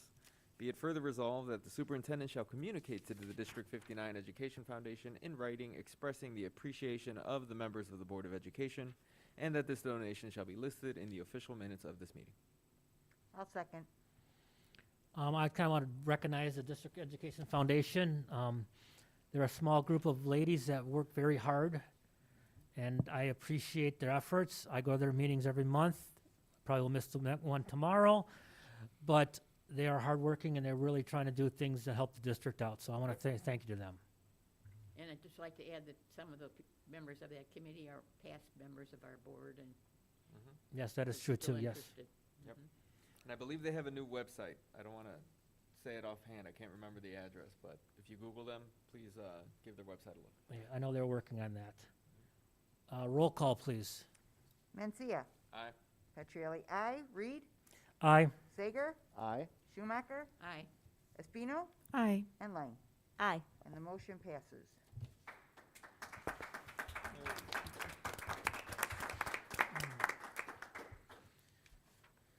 Okay, action item 10.03, adoption of board policy 6.235, recommended by ISAB with district edits. Do I have a motion? I'll do it. I read the whereas, right? Yep. Okay. Whereas the Board of Education reviewed policy 6.235 revisions recommended in the Illinois Association of School Boards Press Update number 107 on September 13th, 2021.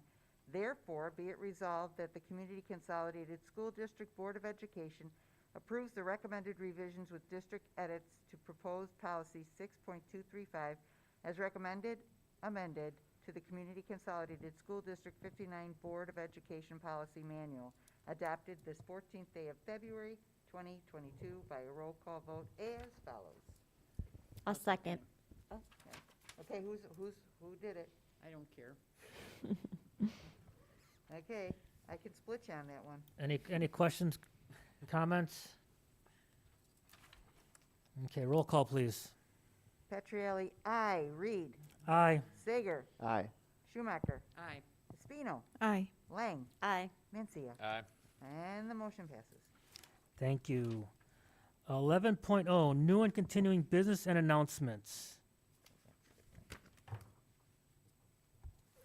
Anybody? All right. 12.0, reports of the Board of Education. I have a very quick one. So, The couple weeks ago, maybe 2 weeks ago or so, I can't remember the exact date, but we had the Bingo with BPAC event, which was a lot of fun. A lot of families were there, joined us for that event.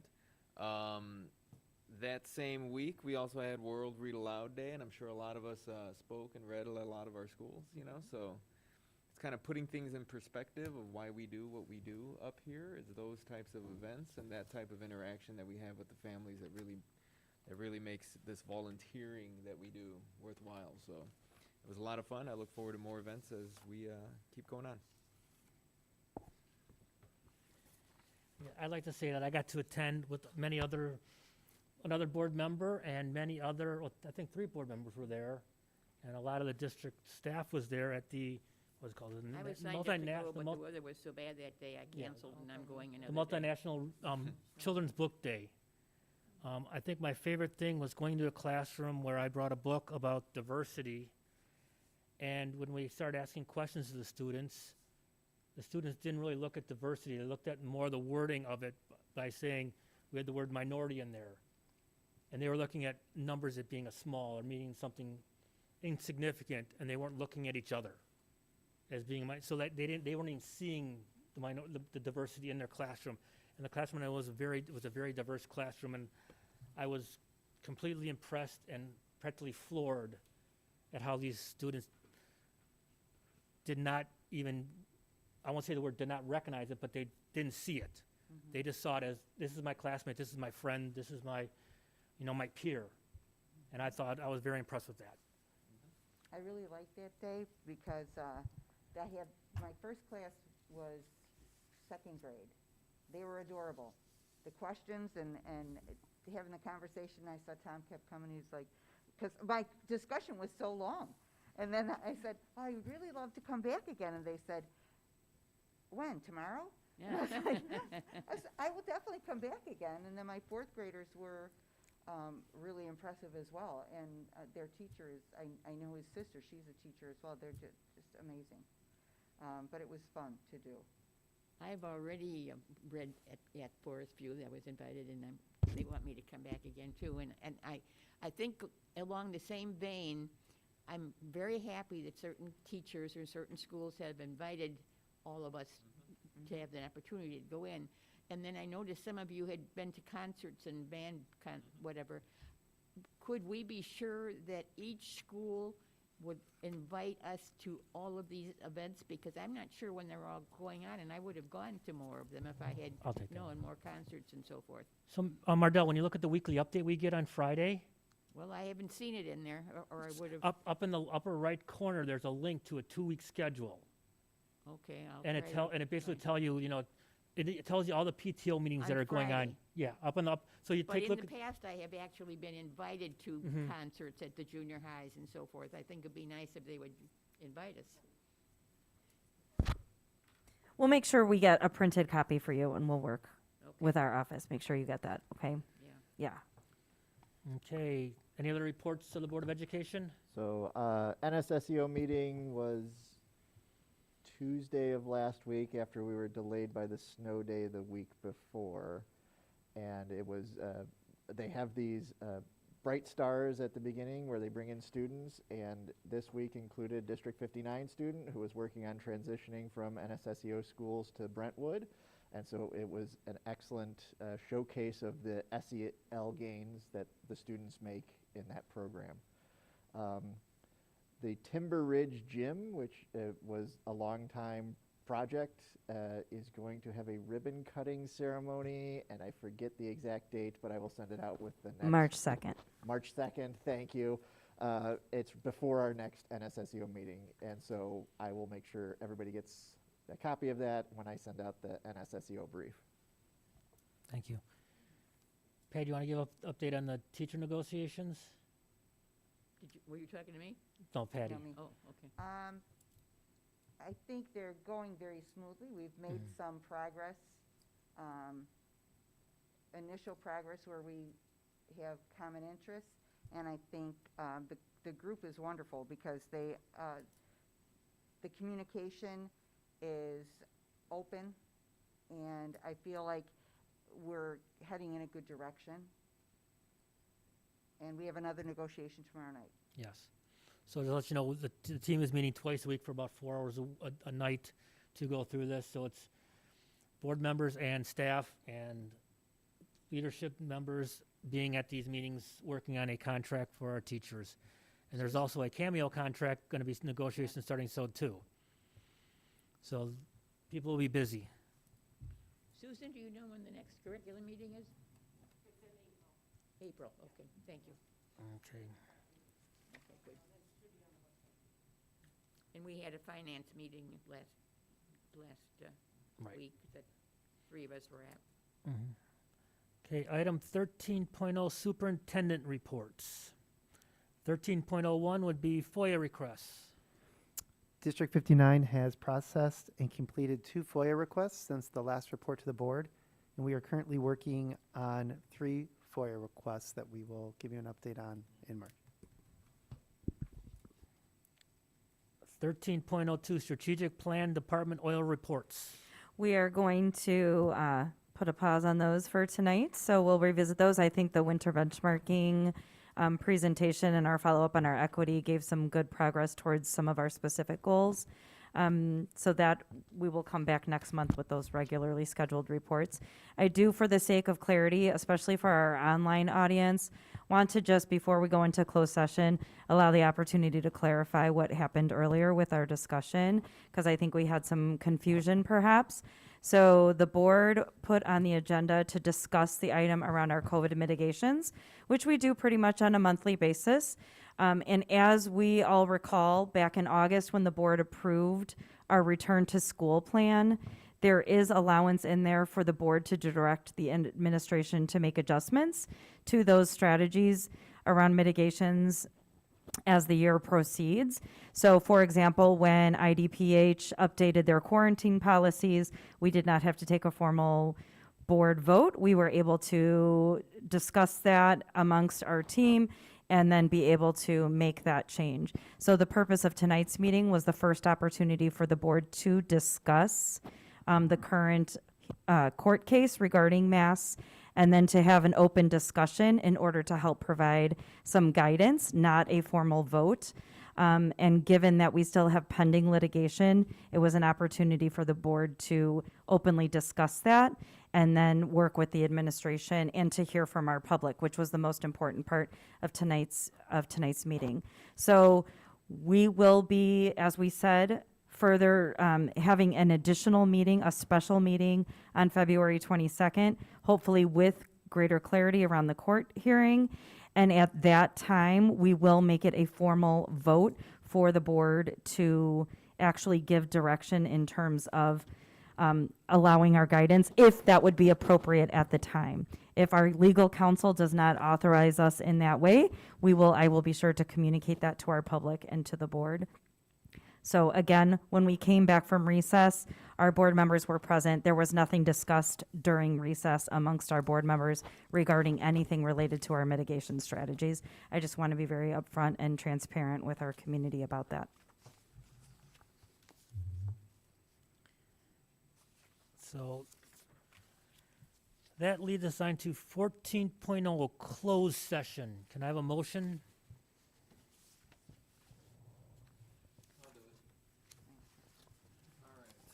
Be it resolved that on the 14th day of February 2022, the Community Consolidated School District 59 Board of Education recess in a closed meeting for the discussion of, to consider information regarding the appointment, employment, or dismissal of an employee or officer per the statute cited, collective negotiating matters between the district and its employees or their representatives, or deliberations concerning salary schedules for one or more classes of employees per the statute cited, to consider a student discipline or residency or transportation matter per the statute cited, or to consider pending litigation per the statute cited.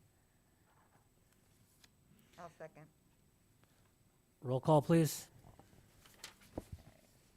Reed, Aye. Sager, Aye. Schumacher, Aye. Espino, Aye. Lang, Aye. Mencia, Aye. and Petrielli. Aye, and the motion passes. All right, thank you.